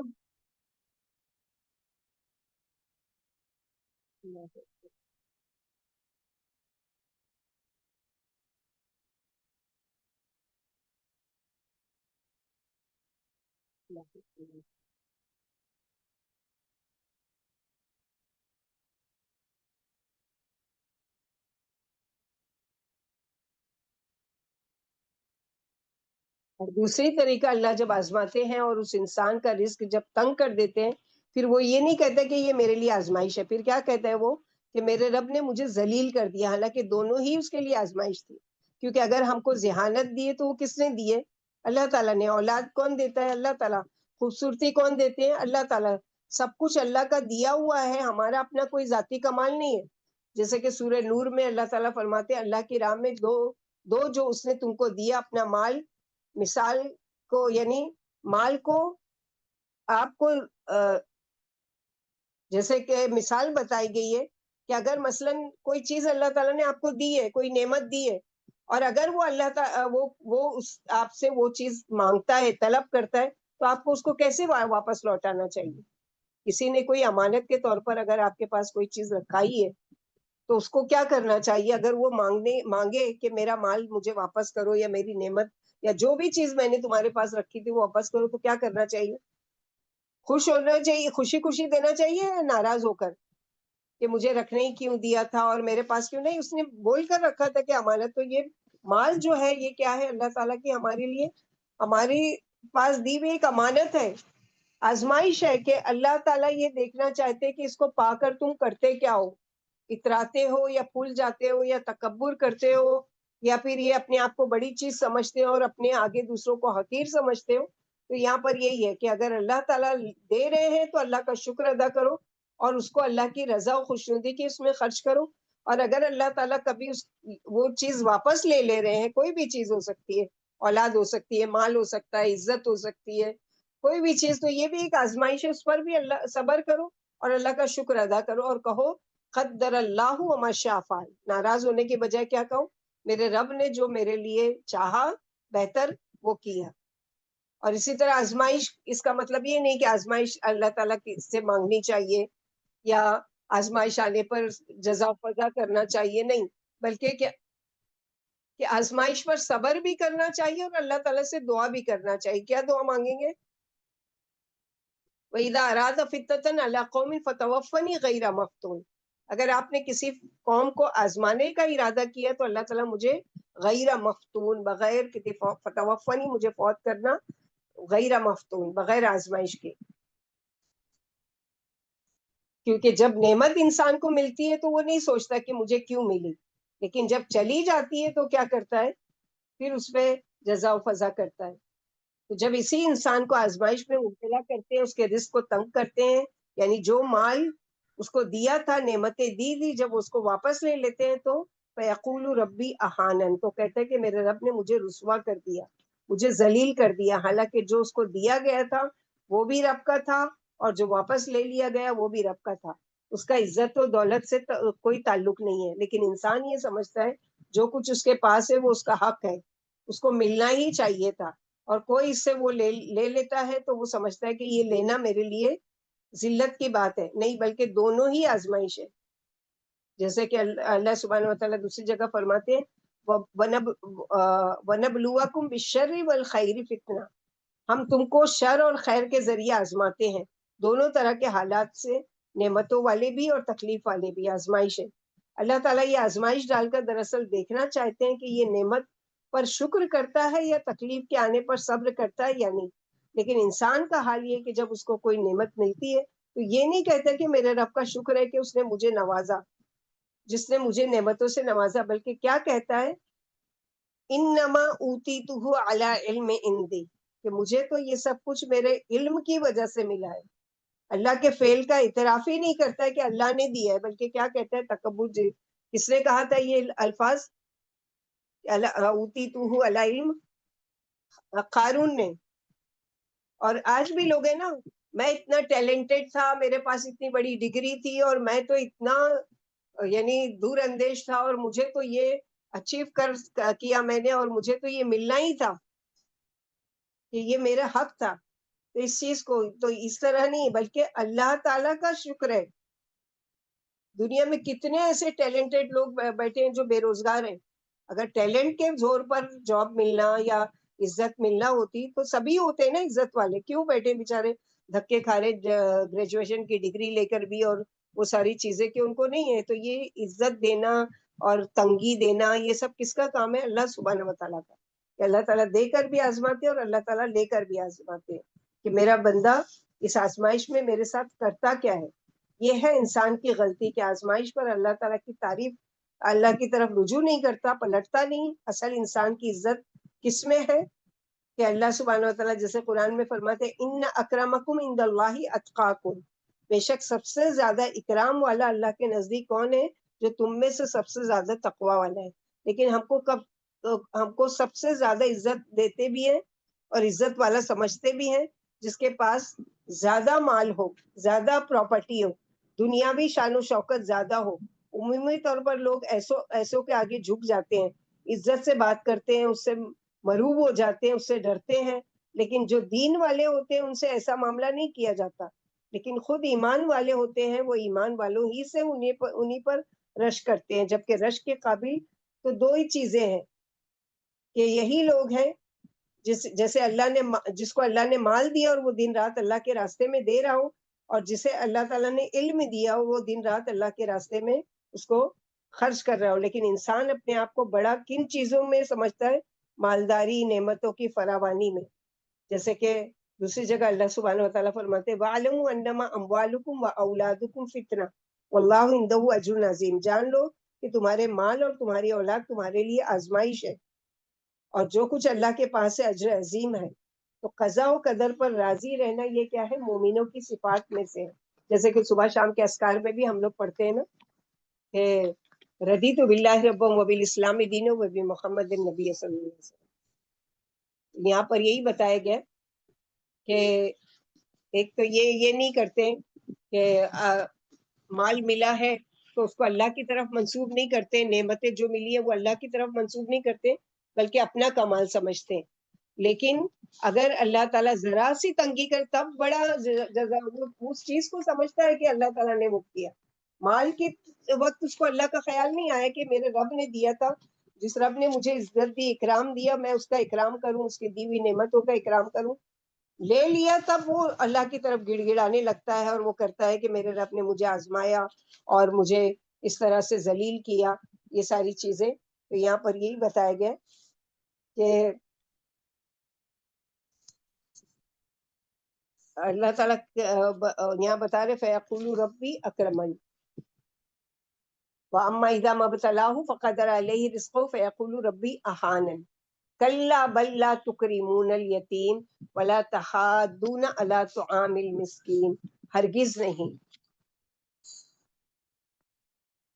کہ تم ہرگز نہیں، کلا بل لا تکرمون الیتیم، ہرگز نہیں جو کچھ تم سوچتے ہو یا کہتے ہو ایسا ہرگز نہیں ہے کہ تم یتیم کی عزت نہیں کرتے. کیونکہ جب نعمت ملتی ہے، مال ہوتا ہے، تو ہم میں سے کتنے لوگ ہیں جن کو کبھی کسی یتیم کا خیال بھی آیا ہو، کوئی رشتہ دار میں ہو یا دور پار کوئی یتیم ہو، اس پر افسوس کر لیا بس. لیکن اللہ تعالیٰ یہاں فرماتے ہیں کہ لا تکریمون الیتیم، یتیم کی عزت نہیں کرتے، تم ان کا احترام نہیں کرتے، ان کو حقیر سمجھتے ہو.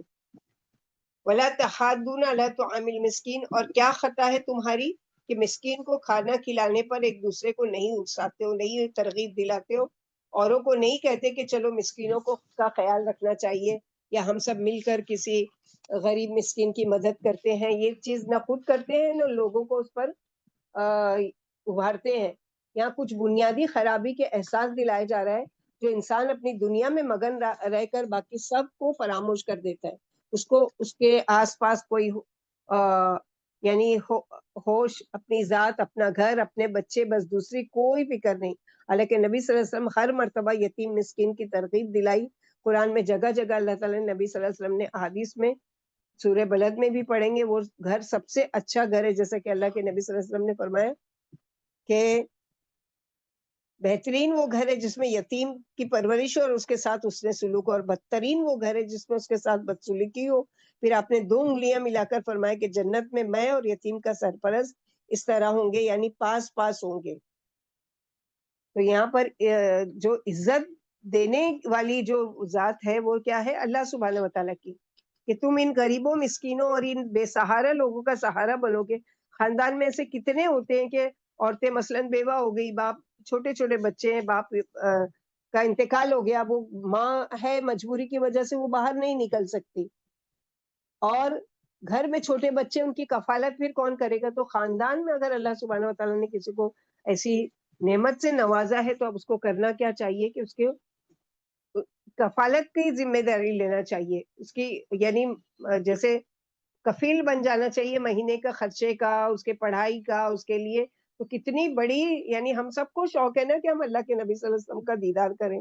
اللہ سبحانہ وتعالیٰ کا دیدار کے بعد اللہ تعالیٰ ہم کو اپنے نبی صلی اللہ علیہ وسلم کا دیدار نصیب کرے اور ان کی صحبت میں رہنا نصیب. اللہ کے نبی صلی اللہ علیہ وسلم نے بہت سارے ایسے دعائیں بھی بتائی ہیں، بہت سارے ایسے کام بھی بتائیں کہ جو یہ چاہتا ہے. جیسے کہ کسی نے اپنی بیٹی کی 1 ہے 2 ہے 3 ہے پرورش کی تو وہ جنت میں میرے ساتھ اس طرح جائے گا. وہاں پر بھی یہی مثال کہ انگلی کی مثال کہ جیسے 2 انگلیاں شہادت کی اور بیچ کی انگلی ساتھ ساتھ ہے، ایسے وہ میرے ساتھ جائے گا، یعنی اتنا قریب ہوگا میرے اور اتنے ساتھ میں میرے ساتھ جنت میں داخل ہوگا. اسی طرح یتیم کی پرورش کرنے والا. ولا تحاضون علی طعام المسکین، اور تم ایک دوسرے کو مسکین کے کھانا کھلانے پر اکساتے نہیں ہو، یعنی خود یہ کام کرتے ہو اور نہ کسی اور کو رغبت دلاتے ہو، جبکہ یہ ہمارے فرائض میں شامل ہے. اگر اللہ نے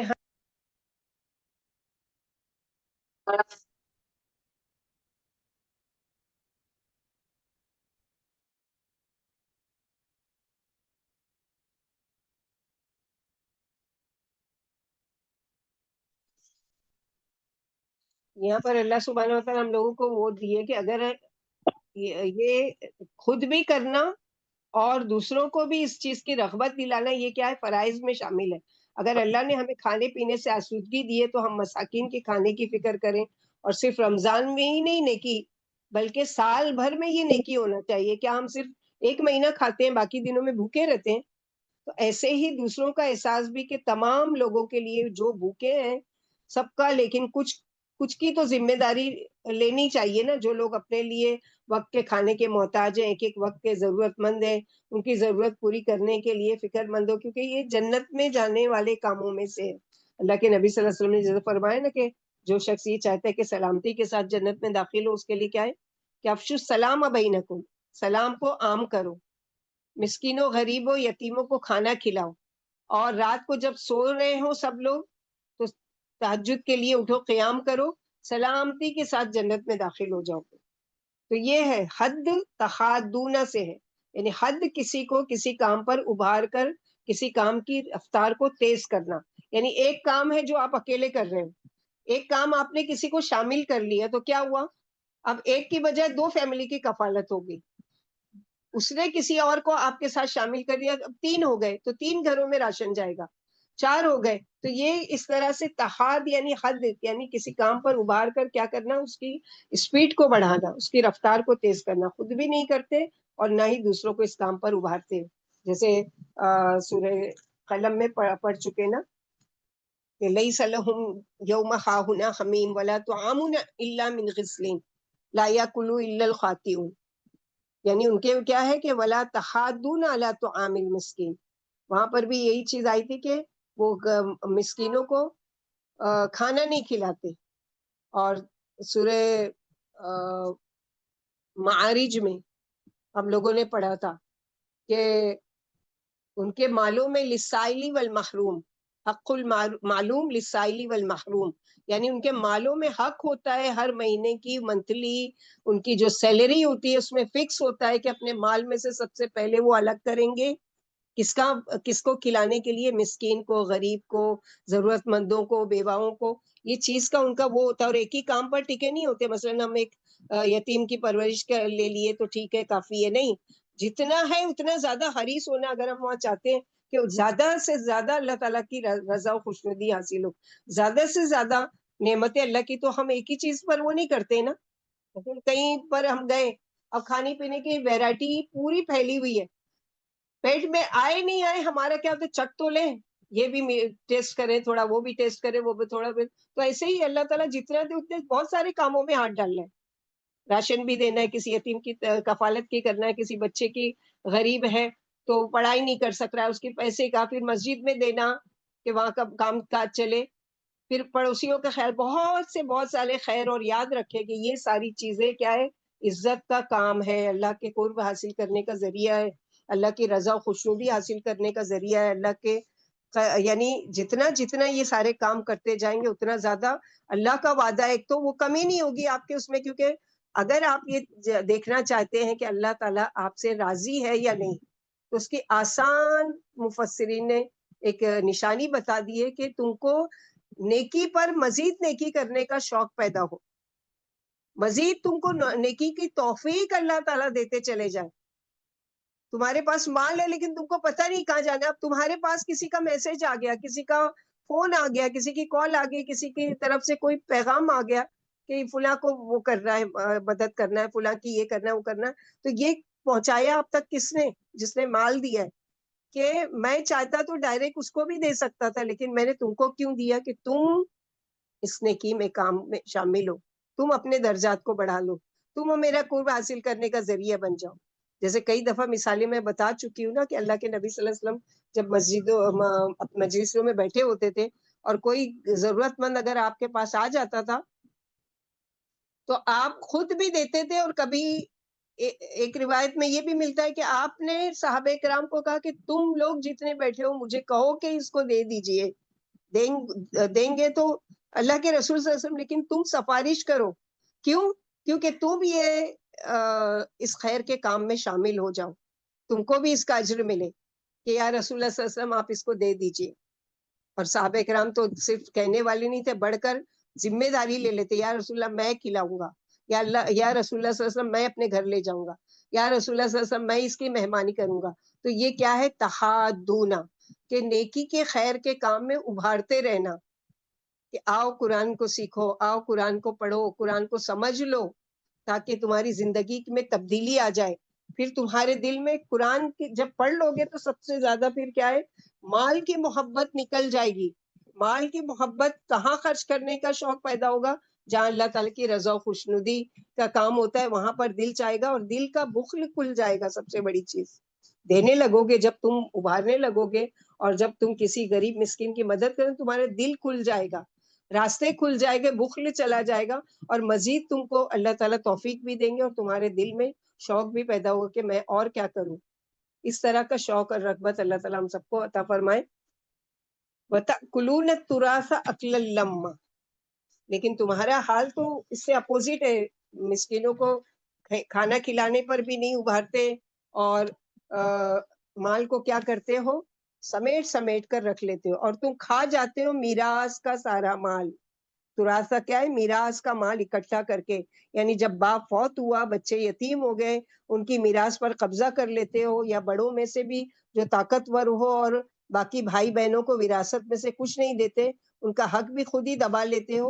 الا ماشاء اللہ, یہ بھی بہت جہالت کی زمانے کی برائی تھی, اور آج بھی بہنوں کو حصہ نہ دینا. بھائی کی بیوہ ہے, اس کو اس کے بچوں کو گھر سے نکال کر خود سارے مال پر قبضہ کرنا.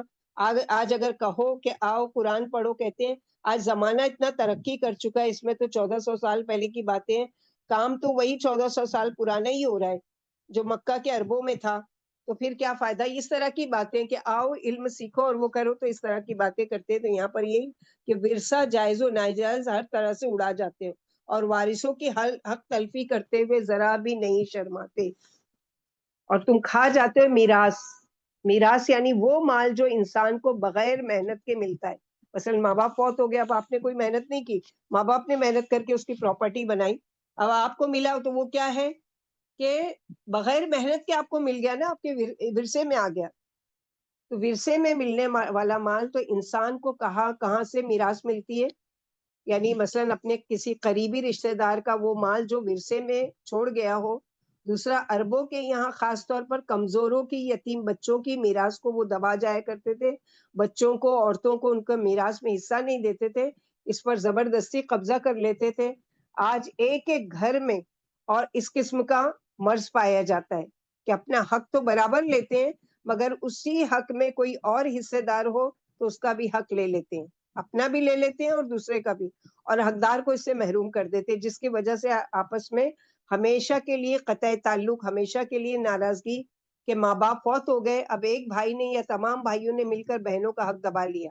یعنی میراث کے مال میں بہت حق تلفی ہوتی ہے, اور بعض مرتبہ مرنے والے بھی ظلم کا فیصلہ کر کے جاتے ہیں اور اپنی عاقبت برباد کر لیتے ہیں. کس طرح کہ جو بیٹا یا بیٹی سے محبت تھی اس کو سب پورا دے کر اور باقی لوگوں کو محروم کر دیتے ہیں. تو یہ انہوں نے اپنی عاقبت برباد کر دی. خاص اس کے بارے میں حدیث ہے کہ اللہ کے نبی صلی اللہ علیہ وسلم نے فرمایا کہ ایک شخص ساری زندگی خیر کے کام کرتا ہے, نیکی کے کام کرتا ہے, اتنا نیک بن جاتا ہے کہ اس کے اور جنت کے بیچ میں ایک ہاتھ کا فاصلہ رہ جاتا ہے, یعنی ایک ہاتھ تک چل کر جائے اور جنت میں چلا جائے, اتنا قریب جنت کے ہو جاتا ہے. لیکن موت کے وقت اپنی غلط وصیت کی وجہ سے کیا کرتا ہے؟ جہنم میں جانے والوں میں سے بن جاتا ہے. ایک شخص ہے, ساری زندگی اس نے اللہ کی ناراضگی کا کام کیا, ساری زندگی نافرمانی کی, یہاں تک کہ اس کے اور جہنم کے بیچ میں ایک ہاتھ کا فاصلہ, یعنی اتنا اللہ کو ناراض کیا کہ بس اتنا سا فاصلہ یہ پار کرے اور جہنم میں جا گرے گا. لیکن موت کے وقت اس کو اللہ کی خشیت آئی, اللہ کا ڈر خوف آیا, اور اس نے کیا کیا کہ وصیت کی کہ نہیں, میرا جو مال ہے اس کو یعنی وارثوں میں ان کے شرعی حقوق جو ہیں اس کے مطابق تقسیم کیا جائے, اس طرح کی وصیت کر کے جاتا ہے. تو وہ اللہ کے نبی صلی اللہ علیہ وسلم نے فرمایا کہ ایسا شخص جو اتنا قریب ہو گیا تھا جہنم میں, اس وصیت کی وجہ سے وہ کیا ہے کہ جنت میں جانے والوں میں سے بن جاتا ہے. اس چیز کا بہت زیادہ خیال رکھنا چاہیے کہ وصیت تو ایسی چیز ہے کہ ہمیشہ تیار رکھنا چاہیے, اور وصیت ضروری نہیں ہے کہ میرے بیٹی کو یہ دے دینا, میرے بیٹے کو وہ دے دینا, اور میرا وہ بیٹا ہے اس کو کچھ مت دینا, نہیں, وہ وصیت نہیں کہلاتی. وصیت یہ ہے کہ آپ یہ لکھ کر جائیں کہ میرے مرنے کے بعد جتنی بھی میری چیزیں ہیں اس تمام میرے جو وارثین ہیں ان میں برابر شریعت کے مطابق تقسیم ہو، کسی کی کوئی حق تلفی نہیں ہو، کسی کا حق نہ مارا جائے، کوئی حق سے محروم نہیں رہ جائے. اس طرح کی وصیت کر کے جانا چاہیے. وصیت لکھ کر تیار رکھنا چاہیے اور بچوں کو بتا کر بھی رکھنا چاہیے کہ میں نے یہ پیپر تیار کر کے رکھا، یہ کرے، اس کے مطابق ہی اس چیز کی تقسیم کی جائے. تو حد کا مطلب کسی کو ابھارنا، رغبت دلانا، توجہ دلانا، کسی کو کسی کام کے لیے ہمت افزائی کرنا، کرنے کی کام کی رفتار کو تیز کرنا. راس کہتے ہیں وہ مال جو بغیر محنت کے ملے. وراثت جمع یجمع یعنی کسی بھی چیز کا وافر مقدار میں ایک جگہ اکٹھا ہونا. جیسے کہ ابھی ہم لوگ پڑھ رہے وَتُحِبُّونَ الْمَالَ حُبًّا جَمًّا، یعنی یہ سارے کام کیوں نہیں کر پاتے تم؟ یتیموں کی پرورش کرنا، غریب و مسکینوں کو اس کا شوق دلانا، ابھارنا، یہ کیوں نہیں کر پاتے؟ کیونکہ تم مال سے بہت سخت محبت کرتے ہو، کثرت سے مال کی محبت، اور ان ساری خرابیوں کا سبب مال ہی ہوتا ہے. یعنی کسی کا حق نہ دینا، یہ کیوں کر رہے ہیں لوگ؟ مال کی محبت میں نا. یعنی جمع کسی بھی چیز کا وافر مقدار میں اکٹھا ہو جانا، یعنی بہت زیادہ جمع کرنا اور بہت زیادہ اس کے اوپر ابھارنا اور شوق دلانا. تو یہاں پر انسان کی کمزوری ہے کہ وہ مال کی محبت میں گرفتار ہے، اور اوپر کے سارے کام جو ہے ان سارے کنیکشن کیا ہے؟ یہی مال کی وجہ سے. جیسے سورہ عادیات میں ہم لوگ پڑھیں گے انشاءاللہ وَأَنَّهُ لِحُبِّ الْخَيْرِ لَشَدِيدٌ، کہ وہ مال کی محبت میں بہت زیادہ شدید ہے. جمن کثیر تعداد یا مقدار میں کسی چیز کا ایک جگہ جمع ہو جانا، یعنی مال جتنا بھی ہے اس پر تم راضی نہیں ہوتے اور اس کو بڑھانے کی فکر میں ہوتے ہو. بعض اوقات مال کی ہرس میں ناجائز مال کے حاصل کرنے کی بھی پرواہ نہیں کرتے.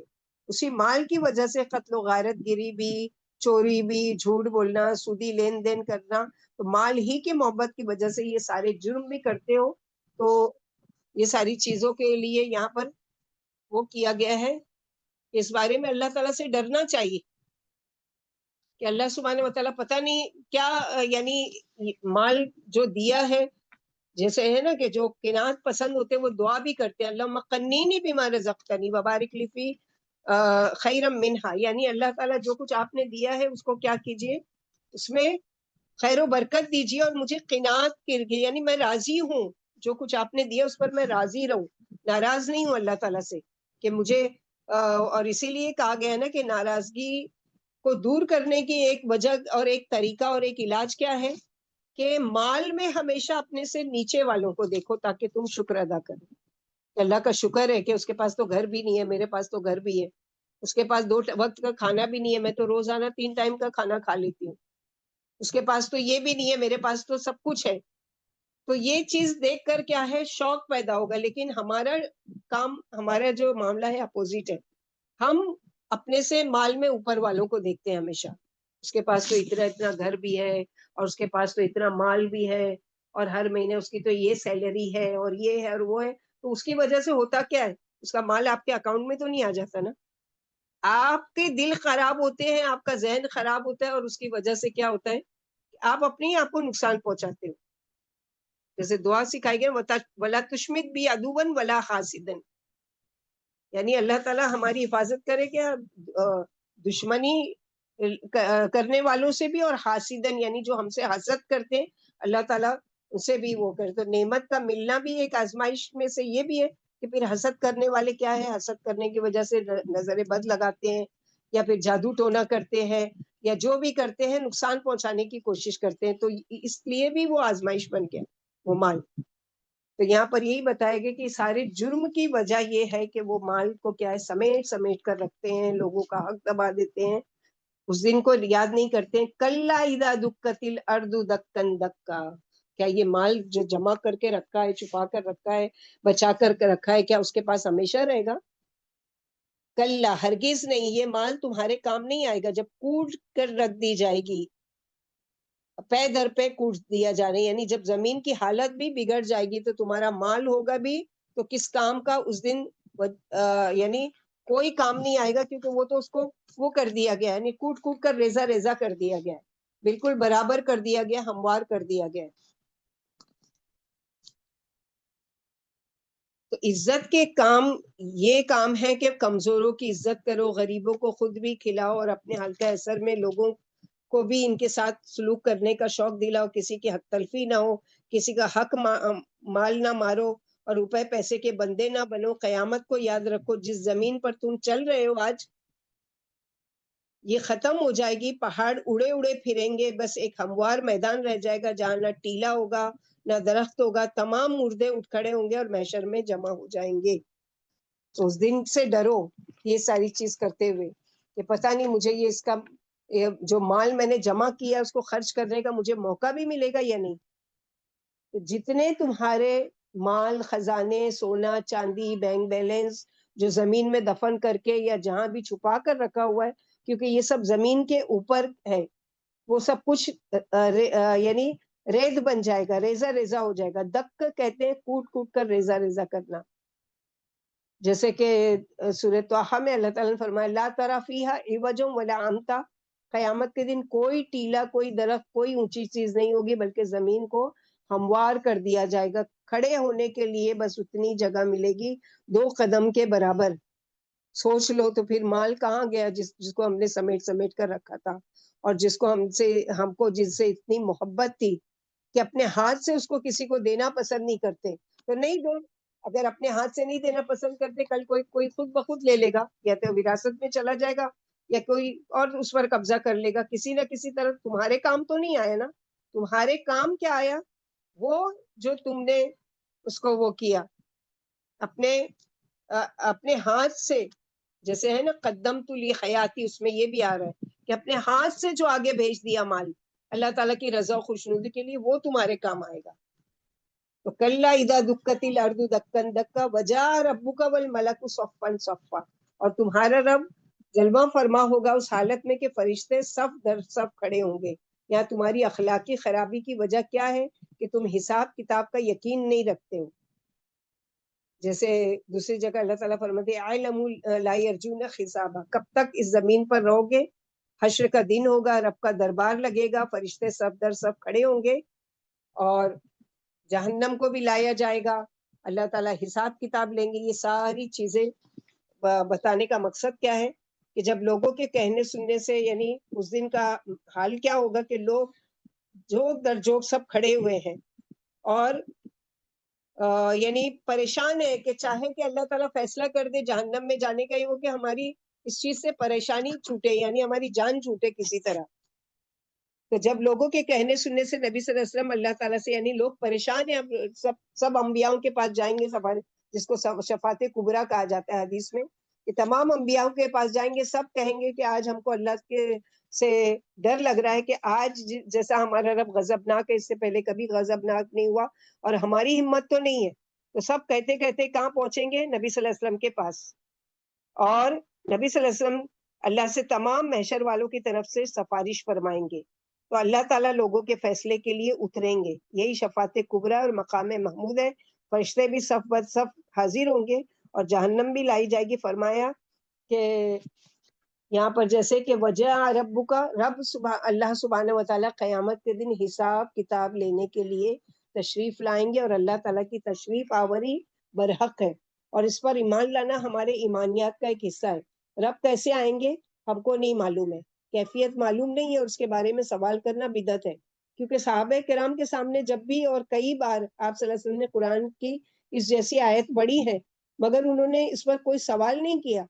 اگر ضروری ہوتا تو آپ صلی اللہ علیہ وسلم کے ذریعے بتا دیا جاتا، مگر جس پر قرآن و سنت خاموش ہے وہاں ایسے سوالات سے بھی بچنا چاہیے. تو اللہ تعالیٰ اپنی شان کے مطابق جیسے چاہیں گے ویسے تشریف لائیں گے. والملک کیسے آئیں گے؟ فرشتے ڈسپلین کے ساتھ صف در صف بنا کر. قیامت کے دن آسمان کا دروازہ کھلے گا، جہاں بھی فرشتوں کا ذکر آتا ہے والصافات صفا، اور دوسری جگہ وَإِنَّا نَحْنُ الصَّافُونَ. اسی طرح قرآن میں ان کے مختلف کاموں کا جو تذکرہ ہے، اس میں ایک ترتیب، ایک تنظیم پائی جاتی ہے. قیامت کے دن پہلے آسمان کا دروازہ کھلے گا، اور یہ سب اتر کر چاروں طرف سے انسانوں کو گھیر لیں گے. پھر اس کے بعد ایک سرکل جب بن جائے گا، پھر دوسرے آسمان کے فرشتے، پھر تیسرے، پھر چوتھے، پھر پانچویں، پھر چھٹے، پھر ساتویں، اور ساتوں آسمان کے فرشتے، اتنی کڑی سیکورٹی میں انسان کہاں بھاگ کر جا سکتا ہے؟ این المفر کلا لا وزر الی ربک یومئذ المستقر. سوچو آج تو ڈھیل دی ہوئی ہے نا، تم یہ مال ہے جیسا چاہو اسراف کرو، لیکن طریقہ بتا دیا گیا کہ کیسا اسراف کرو گے تو اس کے لیے کیا ملے گا، اور کیسا اگر اس کا غلط استعمال کرو گے تو اس کے بدلے میں کیا ملے گا، یہ بتا دیا گیا. لیکن ہاتھ پکڑ کر کوئی نہیں کہ نہیں مت خرچ کرو، نہیں، یہ کوئی نہیں کر رہا ہے، بلکہ اللہ تعالیٰ بے شمار تم خرچ کرتے جاتے ہو، اللہ تعالیٰ دیے جا رہے ہیں. اور جب سے دنیا بنی ہے اس سے لے کے قیامت تک اتنا خرچ کر چکے، پھر بھی اللہ سبحانہ وتعالیٰ کے خزانے میں اتنی سی بھی کمی نہیں آئی ہے. جتنا سمندر میں تم ایک سوئی کو ڈباتے ہو اس میں پانی جو لگتا ہے، اتنی بھی کمی اللہ تعالیٰ کی اس میں نہیں آئی ہے خزانے میں. وجیہ یومئذ بجہنم، اور جہنم کو بھی اس دن سامنے لے آیا جائے گا. جیسے حدیث میں آتا ہے کہ جہنم کی 70,000 لگامیں ہوں گی، اور ہر ایک لگام پر 70,000 فرشتے ہوں گے جو اسے گھسیٹ کر لا رہے ہوں گے. تو یہاں پر یہ بتایا گیا کہ آج جو ہم صرف اس کا تذکرہ سنتے ہیں وہ بالکل لوگوں کے سامنے آ جائے گی. آج ہم لوگ پڑھتے ہیں نا جہنم ایسی ہے، جہنم ویسی ہے، جہنم کا یہ حال ہے، تو اس دن یہ ہوگا کہ 70,000 اس کی لگامیں ہوں گی. جیسے گھوڑے کو کھینچ کر لانا ہوتا ہے تو کیسے اس کے گلے میں لگام ڈال دی جاتی ہے، اب ذرا بھی وہ سرکش ہونے لگتا ہے، ادھر ادھر وہ ہوتا ہے تو اس کی لگام کھینچی جاتی ہے تو برابر سیدھا چلتا ہے. ایسی جہنم نہیں آ رہی ہوگی، اس کو کھینچ کر لایا جائے گا. اور کھینچ کر لانے میں کیا ہے، سوچو جہنم کی سائز اور جہنم کا حجم اور جہنم کا جو وزن اور اس کا یعنی وسعت، سوچو کہ 70,000 تو لگامیں ہیں اور ہر لگام پر 70,000 فرشتے، یعنی ٹوٹل کتنے ہو گئے 70/70، یعنی 4,90,00,000,000 کی تعداد میں فرشتے. سوچو کہ کیا حال ہوگا انسانوں کا. اور وہ کہ جہنم، اور اللہ سبحانہ و تعالیٰ دوسری حدیث میں آتے کہ جہنم کی ایک گردن ہوگی، اس کے 2 کان ہوں گے، یعنی ایک آنکھ ہوگی جس سے وہ ڈھونڈ رہی ہوگی اپنے شکار کو. اور 3 قسم کے لوگ ہیں، وہ ان کو خاص طور پر اس کا شکار ہوں گے. نمبر 1، ہر سرکش ظالم جس نے دنیا میں بہت زیادہ ظلم کیا، لوگوں کے اوپر بہت ستایا. اور دوسرا، اللہ کے ساتھ دوسروں کو معبود بنانے والوں پر، یعنی بھڑک رہی ہوگی، کھول رہی ہوگی، غصے میں یعنی پھٹ پڑے گی اس طرح سے. اور تیسرے قسم کا تصویر بنانے والوں پر، ان لوگوں پر غضبناک ہو رہی ہوگی اس دن کہ یعنی مجھے اتنا اللہ تعالیٰ نے قوت والا بنایا اور میں اللہ تعالیٰ کے تابع ہوں، اور یہ اللہ تعالیٰ سے نہیں ڈرتے تھے دنیا میں، اللہ کی عظمت کو نہیں پہچانتے تھے، اللہ تعالیٰ کو کہ یعنی احساس نہیں تھا، اللہ تعالیٰ کے تعظیم کرتے، اللہ تعالیٰ کے اکرام کرتے، اللہ کی نافرمانی کر کے آئے، اس پر یہ غضبناک ہو رہی ہوگی، کھول رہی ہوگی. اور اس طرح سے تو اس کو آئے گی نہیں سرکشی، بلکہ اس کو گھسیٹ کر لایا جائے گا. یومئذ یتذکر الانسان وانى له الذکریٰ، اس دن انسان یاد کرے گا. اب یاد کرنے کا، نصیحت حاصل کرنے کا کیا فائدہ، اب تو وقت گزر گیا، اس سارے پچھتاوے سے کچھ حاصل نہیں ہے. جیسے پچھلی 2 صورتیں ہم لوگ نے کیا پڑھا کہ فذکر انما انت مذکر لست علیہم بمسیطر، اور اس سے پہلے کی سورہ انفطار میں بھی پڑھ چکے نا، اور سورہ اعلیٰ میں کہ فذکر ان نفعت الذکریٰ، کہ آپ نصیحت کیجئے شاید کہ نفع دے ان کو نصیحت کرنا. تو اب کیا یہاں پر بتایا جا رہا ہے کہ اس دن انسان کا افسوس ملے گا، اور ہر ایک کو نیکیوں کی کوتاہی پر افسوس ہوگا. ایک حدیث میں کہ اگر کوئی پیدائش کے وقت سے مرتے دم تک سجدے ہی میں پڑا رہتا اور اللہ کا پورا پورا مخلص عابد بندہ ہوتا، اس دن وہ بھی اپنی عبادت حقیر سمجھے گا اور دنیا میں پھر بھیجے جانے کی آرزو کرے گا. اللہ سبحانہ و تعالیٰ یہاں پر فرما رہے کہ اس دن جب یہ اس کو اب نصیحت، اب وہ چاہے گا کہ ہاں اب میں مانتا ہوں میری بات. یعنی قیامت کے دن اگر کوئی نصیحت کرنے والا نہیں بھی ہوگا تو جہنم کو دیکھتے ہی اسے خود نصیحت یاد آ جائے گی، یعنی بات سمجھ میں آ جائے گی کہ کس طرح زندگی گزر گئی. کئی فجر کے وقت گزر گئے، کئی راتیں زندگی کی 10 لیالین گزر گئی، اور کئی راتیں بھی جو اللہ کی رضا و خوشنودی حاصل کرنے کی مجھے مہلت دی گئی تھی وہ بھی گزر گئی. بہت سے مجھے نصیحت کرنے والے آئے بھی تھے مگر میں نے نہیں سنا. جیسے سورہ ملک کا پڑھا نا، لو وقالوا لو نسمع او نعقل ما كنا في اصحاب السعیر. آج وہ یہ ساری چیز کے دیکھے کہ ہاں اب کوئی کرے یا نہیں کرے نصیحت میں مانتا ہوں، لیکن اس دن ماننے کو تیار نہیں ہوگا. اور اس دن اس کی حسرت جو ہوگی وہ کئی 9 طرح کی حسرتیں جو ہم لوگ پڑھ چکے اس سے پہلے کہ 9 طرح کی حسرت ہوگی. اس میں سے ایک حسرت یہ ہے یقول یا لیتنی قدمت لحیاتی. اس دن سب کچھ دیکھ کر ایسا بھی یعنی پچھتا رہا ہوگا اور کہے گا اے کاش کہ میں آگے کے لیے اپنی زندگی کے لیے کچھ کر کے بھیجتا. وہ زندگی جو آج شروع ہو رہی ہے میں اس کو زندگی سمجھتا ہی نہیں تھا. وہ تو امتحان کا وقت تھا، وہ تو کچھ کرنے کا وقت تھا. کاش اپنی زندگی کے لیے پہلے ہی کر لیا ہوتا. اب کیا کروں، اب تو کچھ بھی نہیں ہو سکتا، کیونکہ اب مہلت جو اللہ تعالیٰ نے زندگی کی دی تھی اب وہ مہلت کیا اسے چھین لی گئی، اسے لے لی گئی.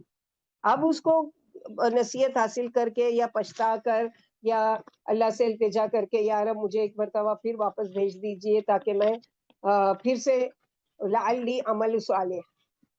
تو اللہ سبحانہ و تعالیٰ وہاں قرآن میں کیا فرماتے دوسری جگہ، کلا ہرگز نہیں، یہ تو اس کی منہ کی باتیں ہیں.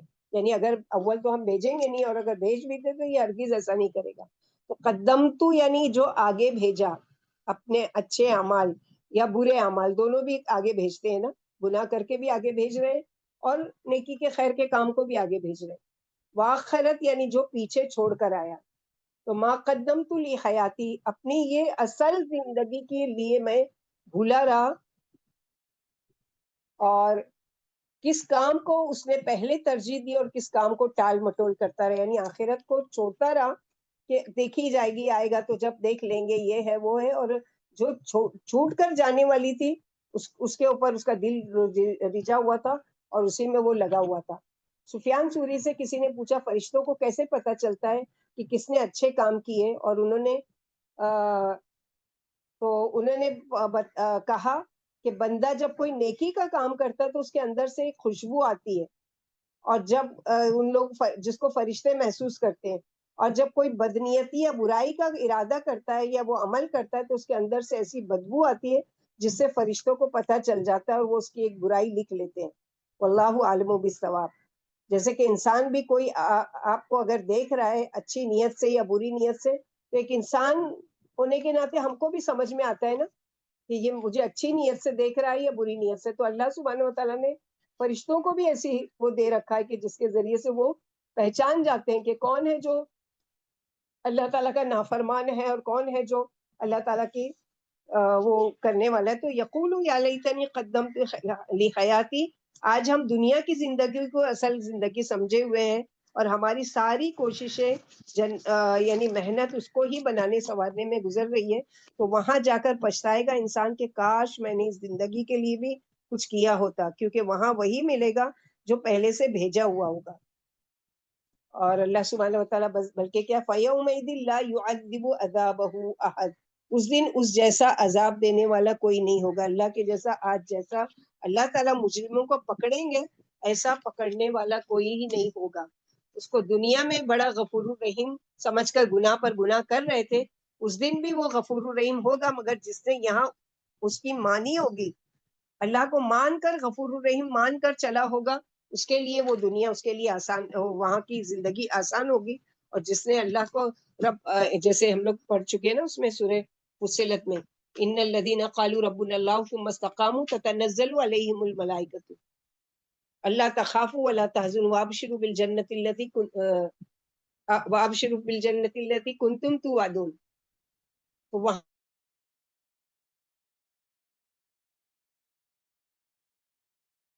کیونکہ وہ خود اللہ تعالیٰ کے فرما بردار ہیں اور فرما برداروں کو ہی وہ پسند کرتے ہیں اور دوست بنانا. تو وہ یہاں پر یہی بتایا گیا کہ ولا یوثق وثاقہ احد، اور اللہ جیسا باندھنے والا ویسا باندھنے والا کوئی نہیں ہوگا. یعنی جیسا وہ زنجیروں میں کسیں گے وہی ویسا کوئی نہیں کسے گا. اس لیے انہوں نے دنیا میں سرکشی کی، آپے سے باہر رہے،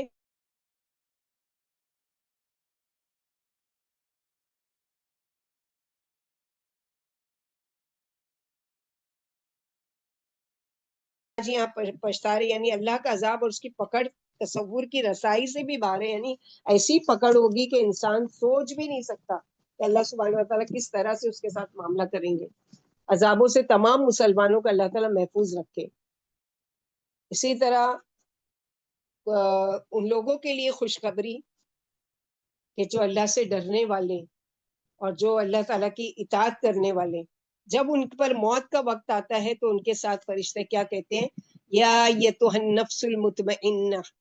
دوسرا گروہ ان کے برعکس ان سے کہا جائے گا اے مطمئن شخص، اے پرسکون شخص، واپس چلو، اپنے رب کی طرف پلٹ چلو، کیونکہ دنیا میں تم ہمیشہ کے لیے تھوڑی بھیجے گئے تھے کہ گھر بنا کر میرے مزے سے بیٹھ جاؤ، بلکہ ہمیشہ یاد رکھو کہ واپس جانا ہے، سب کچھ پیچھے چھوڑ کر بھول کر چلے جاؤ گے، واپسی کو بھی بھول جاؤ گے، تو واپسی کو بھولنا نہیں ہے بلکہ واپسی کو یاد رکھنا ہے۔ تو ایسے لوگوں کے لیے کہ جو ساری زندگی اللہ سبحانہ و تعالیٰ کا تقوی اختیار کرتے رہے، اللہ تعالیٰ سے ڈر ڈر کر زندگی گزرتے رہے، موت کے وقت فرشتے آ کر کیا کر رہے ہیں؟ ان کا احترام کر رہے ہیں۔ کس طرح کا احترام کر رہے ہیں کہ یعنی جو گناہوں سے بچ کر زندگی بھر حق کی راہ پر چلتے رہے، ان سے یا تو دنیا میں موت کے وقت یا عالم برزخ میں قبر سے اٹھتے وقت کہا جائے گا، یعنی بعض مفسرین نے کہا کہ 3 جگہ ان کو یہ خوشخبری ہوگی۔ ایک تو ان کی موت کے وقت فرشتے آئیں گے اور ان کو خوشخبری دیں گے، ایک قبر میں جب وہ اٹھائے جا رہے ہوں گے، اور ایک محشر میں جب وہ اکٹھا کیے جا رہے ہوں گے، اور اس کی نعمتوں اور راحتوں سے لطف اٹھائیں گے۔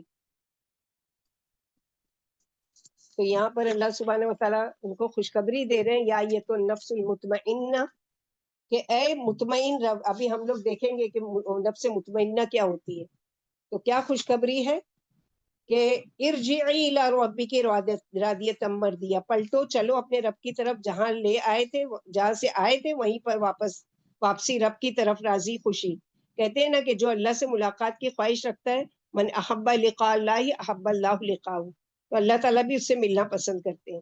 حضرت عائشہ رضی اللہ عنہ فرمائی، یا رسول اللہ صلی اللہ علیہ وسلم، موت سے تو ہر ایک کو ڈر لگتا ہے، مرنا تو کوئی بھی نہیں چاہتا، تو اس کا مطلب ہے کہ ہم اللہ تعالیٰ سے ملاقات کی خواہش نہیں رکھتے۔ آپ صلی اللہ علیہ وسلم نے فرمایا کہ نہیں، یہ بات نہیں ہے عائشہ، جب ایک انسان کی موت کا وقت آتا ہے تو جو نیک شخص ہوتا ہے، مطمئن روح ہوتی ہے، اس کو جب اپنا انجام نظر آتا ہے تو اس کا دنیا کو چھوڑنے اور اللہ کی طرف جانے کا شوق بڑھ جاتا ہے کہ جلدی میں جاؤں، کیونکہ وہ دنیا میں بھی اللہ کے فیصلے پر راضی تھا، اس کی شریعت پہ راضی تھا، اس کے احکام پر راضی تھا، اس کے فیصلے پر راضی تھا، اس کی ہر بات پر راضی۔ اس راضی ہونے پر اس کے دل میں ایسا اطمینان تھا کہ جب بھی اللہ کا بلاوا آئے میں تیار ہوں، اور اس ادا پر اللہ تعالیٰ کو اتنا پیار آئے گا کہ اللہ اس سے راضی ہو گئے گے۔ اس کے بالعکس کیا ہے، مجرم کی روح نکلنا نہیں چاہتی، کیونکہ اللہ کے نبی صلی اللہ علیہ وسلم نے فرمایا نا کہ اپنے مردوں کو جلدی دفن کرو، یعنی جلدی سے جلدی ان کی تدفین کرو، اس لیے کہ اگر وہ نیکوکار ہے تو وہ چاہ رہا ہے کہ مجھے جلدی لے کر چلو، تاکہ میں اپنے اس انجام تک پہنچوں جو اللہ تعالیٰ نے مجھ سے وعدہ کیا، اور مجھے موت کے وقت جو خوشخبری سنائی ہے اس کے بارے میں۔ اور جو بدبخت ہوتا ہے وہ کہتا ہے کہ نہیں، مجھے جلدی مت لے کر چلو کہ پتہ نہیں، اور آپ صلی اللہ علیہ وسلم نے فرمایا کہ اپنے کندھے سے ایک بوجھ اتارو۔ اور کیا خوشخبری ہے، فادخلی فی عبادی، کہا جائے گا آ جا، تو بھی میرے بندوں میں داخل ہو جا، یعنی جو میرے پسندیدہ بندے تھے، آ جا تو بھی ان میں شامل ہو جا، وہ میرے خاص بندے جو میرے وفادار تھے، اس کی اطاعت گزار۔ سورہ فرقان میں جن کو عباد الرحمن اور ان کی 10 صفتیں جو بتائی گئی ہے، تو وادخلی فی عبادی وادخلی جنتی، اور داخل ہو جاؤ میری جنت میں۔ کیوں ایسے مطمئن نفس والے اللہ کے مہمان ہوں گے؟ اللہ تعالیٰ اپنے بندوں کی مہمانی فردوس کے باغات میں کریں گے۔ اللہم اجعلنا منہم، جیسے سورہ آل عمران کی رات کو آیتیں پڑھتے ہیں نا، نزلا من عند اللہ واللہ عنده خیر للابرار۔ اور یہ نفس مطمئنہ کی تمنا صرف ہم نہیں کرتے تھے، بلکہ سلیمان علیہ السلام، یوسف علیہ السلام، ان کی دعاؤں میں ملتا ہے کہ وادخلنی بالصالحین۔ اور یوسف علیہ السلام، اللہم فاطر السماوات والارض، نبی صلی اللہ علیہ وسلم نے کسی صحابی کو ایک دعا سکھائی جو ہم دیکھتے ہیں کہ ایک دفعہ چند مسلمان رومیوں کے ہاں تو گرفتار ہو گئے، قیصر نے انہیں ترک اسلام کا حکم دیا اور ان کا انکار پر قتل کی دھمکی دی۔ 3 تو مرتد ہو گئے، مگر چوتھے نے انکار کر دیا، آخر اس کی گردن اڑا کر سر کو نہر میں ڈال دیا گیا۔ سر پہلے تو نہر میں ڈوبا، پھر فوراً اوپر آ گیا اور اپنے تینوں ساتھیوں سے اس طرح خطاب کرنے لگا، خبردار اللہ کا فرمان ہے یا یہ تو نفس المطمئنہ. پھر پانی میں ڈوب گیا. حاضرین پر سناٹا چھا گیا اور لوگوں پر بڑا ہی اچھا اثر ہوا. لوگ مسلمان ہونا ہی چاہتے تھے کہ بادشاہ نے دربار موقوف کرا دیا. تینوں مرتد مسلمان ہو گئے اور قید ہی میں رہے. آخر منصور کی طرف سے فدیہ آ کر جاں بخشی کی گئی ان کی. اور یہاں پر جو بتایا گیا کہ فدخلی فی عبادی ودخلی جنتی، یعنی آؤ میرے پیارے بندوں میں آ جاؤ اور میری جنت میں داخل ہو جاؤ. یہ آیت عثمان رضی اللہ عنہ یا حمزہ رضی اللہ عنہ کے بارے میں اتری. فرمایا سورہ انعام آیت نمبر 62 ثم ردوا الیہ، پھر سب اپنے اپنے سچے مولا کی طرف لوٹا دیے جائیں گے. اور سورہ غافر میں بھی اس طرح کی آیت ہے وَأَنَّ مَرَدَّنَا، ہم سب کا لوٹنا اللہ ہی کی طرف ہے. ابو بکر صدیق کی موجودگی میں یہ آیتیں اتری. بولے کیسا پیارا کلام ہے. فرمایا یہ بات تم سے بھی کہی جائے گی. طائف میں ابن عباس کے انتقال کے وقت ایک عجیب و غریب پرندہ نمودار ہوا جو اس سے پہلے کبھی نہیں دیکھا گیا. یہ آپ کی لاش میں چلا گیا مگر نکلتا ہوا معلوم نہیں ہوا. دفن کے بعد قبر کے گوشے سے آواز آئی یا یہ تو نفس المطمئنہ. اسے طبرانی نے روایت کیا واللہ اعلم بالصواب. اس کے لیے اللہ کے نبی صلی اللہ علیہ وسلم نے ہم کو دعا سکھائی ہے کہ اللہم انی اسألک نفسا بک مطمئنۃ تؤمن بلقائک وترضى بقضائک وتقنع لعطائک. یعنی اے اللہ میں آپ سے اطمینان والا نفس مانگتا ہوں جسے آپ پر بھروسہ ہو اور آپ کی ملاقات پر یقین ہو اور آپ کے فیصلے پر راضی اور جو کچھ مل جائے اسی پر قانع ہو. تو سب کے لیے ہوم ورک ہے، اس کو یاد کرنا ہے. دعا نفس مطمئنہ. سوال پیدا ہوتا ہے کہ حاصل کیسے کیا جائے، یعنی کیسے ملے گا، ہم کون سا ایسا کام کریں. تو بہت سارے اس میں وہ ہے کہ نفس مطمئنہ پانے کے لیے کہ جلوت اور خلوت میں، نمبر 1 جلوت اور خلوت میں اللہ سے ڈرنا، توحید پر قائم رہنا. یعنی اکیلے میں بھی اللہ سے ڈرنا ہے اور سب کے بیچ میں ہے تب بھی اللہ سے ڈرنا ہے. نمبر 2 عدل و انصاف کی بات کرنا، چاہے غصے میں ہو چاہے رضامندی میں ہو. کسی خوشی یا ناراض، کوئی خوش ہو رہا ہو آپ سے یا ناراض ہو، بات سچی کرنا.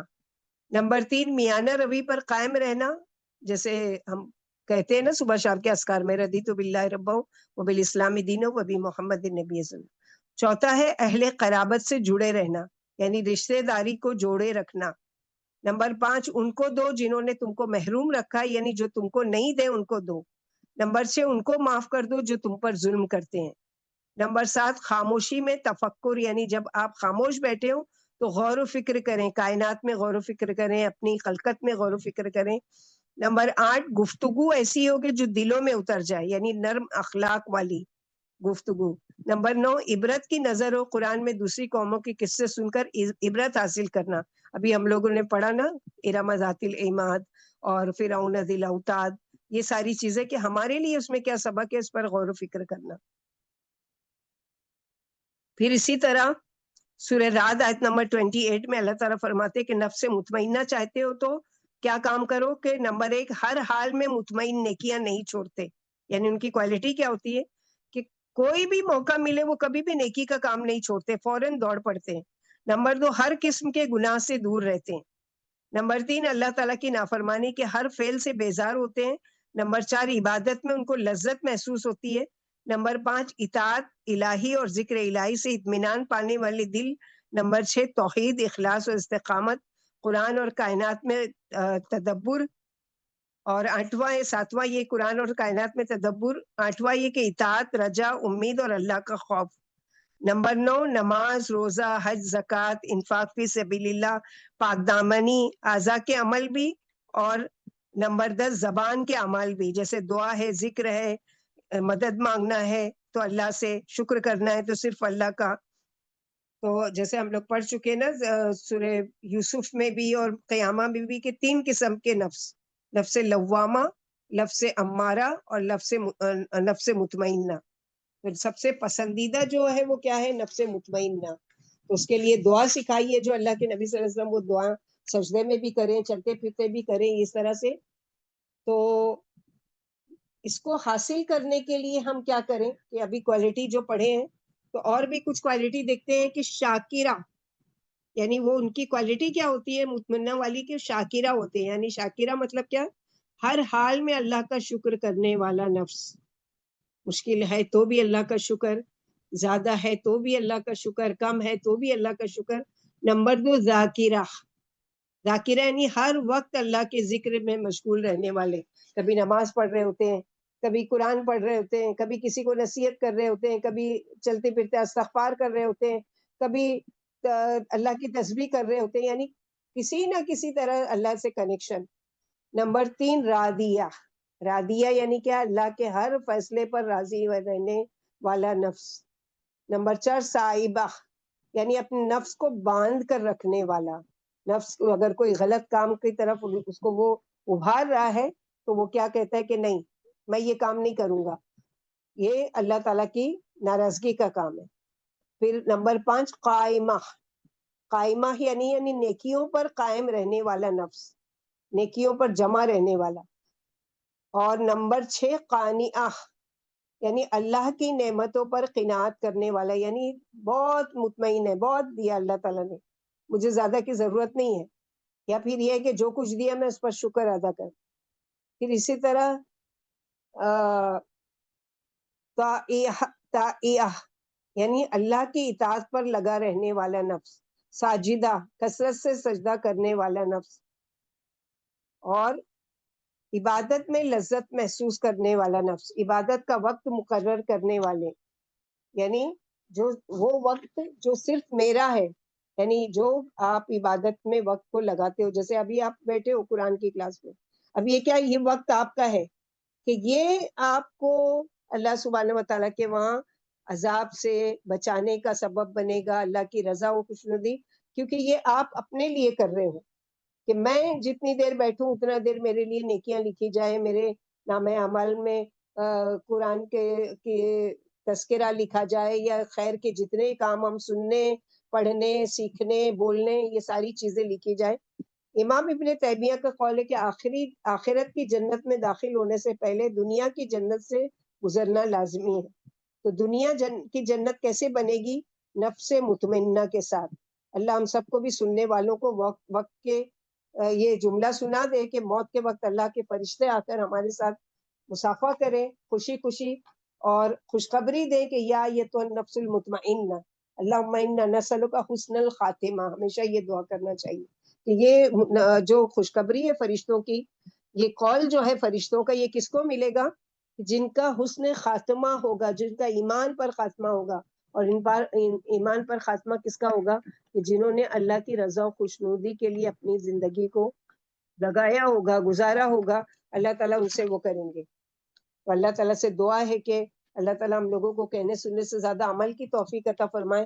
اور اللہم انا نسألک نفسا بک مطمئنہ تؤمن بلقائک وترضی بقضائک وتقنع لعطائک۔ سب کو یاد کرنا ہے، یہ دعا اپنے سجدوں میں پڑھنا ہے، صرف سنانے کے لیے نہیں بلکہ اپنی عبادات میں ایک حصہ ہو جانا چاہیے، کیونکہ ہم سب چاہتے ہیں نا، بھلے سے ہمارے اعمال ایسے نہیں ہیں لیکن ہم سب چاہتے ہیں کہ ہم کو یہ خوشخبری ملے اور ہمارے ساتھ یہ معاملہ ہو۔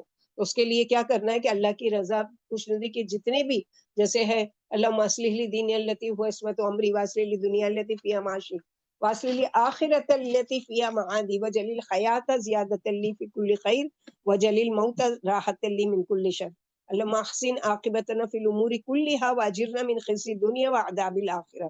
تو ایسی آخرت کو اور اچھی موت کو اور اچھے انجام کو پہنچنے کی جتنی دعائیں ہیں وہ سب یاد کرنا چاہیے، ہر روز کی روٹین میں شامل ہونا چاہیے، اور جنت کا بھی سوال کرنا چاہیے، جہنم سے بھی پناہ چاہیے، پناہ مانگنا چاہیے۔